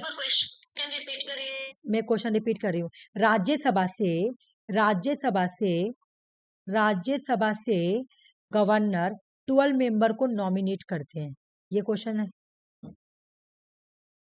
ठीक है। अब स्टेट में अगर हम देखेंगे तो क्या बोलते हैं हम लोग, राज्यसभा का बराबर को state legislative council, state legislative council, ठीक है ना। तो स्टेट लेजिस्लेटिव काउंसिल से गवर्नर कितने मेंबर को अपॉइंट करते हैं, कितने मेंबर को दिया गया कि गवर्नर अपॉइंट करेगा, मैं उस दिन अभी क्लास में करवाई हूँ। स्टेट लेजिस्लेटिव काउंसिल को में से कितने मेंबर को अपॉइंट गवर्नर करता है। इसका इसका आधा करो ना, इसका आधा करो, आधा कितना होगा इसका 1/6, 1/6, 1/6। ये बहुत बार आया, MPPSC, UPPSC, CGL, हर जगह आया हुआ ये क्वेश्चन कि गवर्नर लेजिस्लेटिव काउंसिल से कितने मेंबर को अपॉइंट करते हैं। मैं सब पढ़ाई थी कि 1/3, फिर 1/3, है ना, सब पढ़ाए थे, उसमें गवर्नर भी पढ़ाए थे। हाँ, तो इसको ऐसे याद करना कि लोकसभा से तो 12 मेंबर को नॉमिनेट करते हैं, ठीक, उसका आधा कर देंगे तो स्टेट लेजिस्लेटिव काउंसिल से अपॉइंट करते हैं, ठीक है, हो गया। 5 ईयर के होते 5 ईयर के लिए होते हैं, है ना।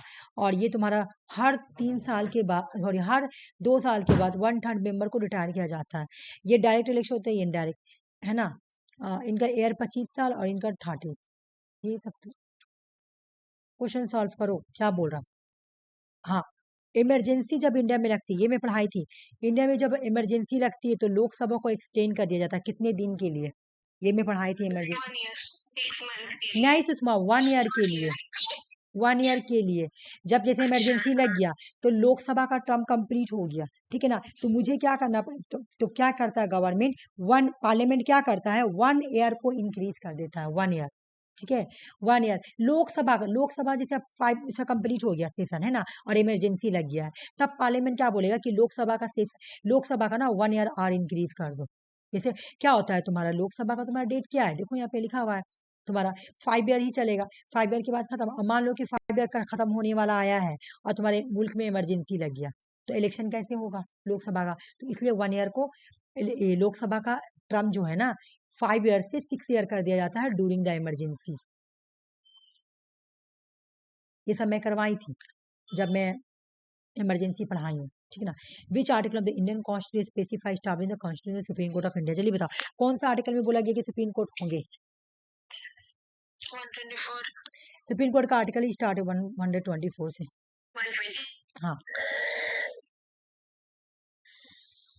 ये वाला कहानी सुन लो, ये कहानी ना मैं ऐसे सुना रही हूँ। जब तुमसे पूछे कि इमरजेंसी का प्रोविजन हम लोग कहाँ से लिए, इमरजेंसी का प्रोविजन प्रोविजन पूछेगा तो हम लोग क्या बोलेंगे कि हम लोग कहाँ से लिए प्रोविजन, देख लो तो गवर्नमेंट ऑफ इंडिया एक्ट 1935, ये वाला नेट में इस बार क्वेश्चन आई थी, ठीक है। जब तुझसे पूछे कि सस्पेंशन कहाँ से लिए, सस्पेंशन ऑफ इमरजेंसी कहाँ से लिए, ठीक है, सस्पेंशन ऑफ इमरजेंसी कहाँ, और ये आया इस बार 2025 जून में आया, और जनवरी में ये वाला क्वेश्चन आया है नेट में, ये जनवरी का क्वेश्चन है कि सस्पेंशन ऑफ इमरजेंसी हम लोग कहाँ से लिए, तब जर्मनी से, ठीक है।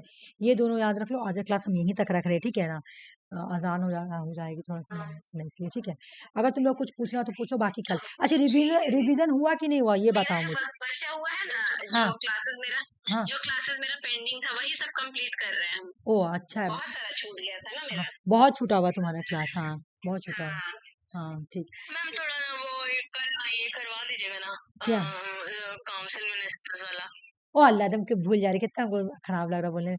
नहीं लाई हूँ, इसमें मेरे ख्याल से होगा काउंसिल ऑफ मिनिस्टर, मैम वो एक बार डेमोक्रेसी थोड़ा पढ़ा दीजिएगा। डेमोक्रेसी मैं पढ़ा Constitution। दूंगी, हाँ, डेमोक्रेसी जो पढ़ा दूंगी, काउंसिल ऑफ डेमोक्रेसी मिनिस्टर। का हुआ। इतना मेरा माइंड हौच पौच हाँ हो जा रहा है बस ना कि ठीक मैं है। एकदम भूल जा रही हूँ, मैं बना पढ़ा दूंगी, ठीक है ना।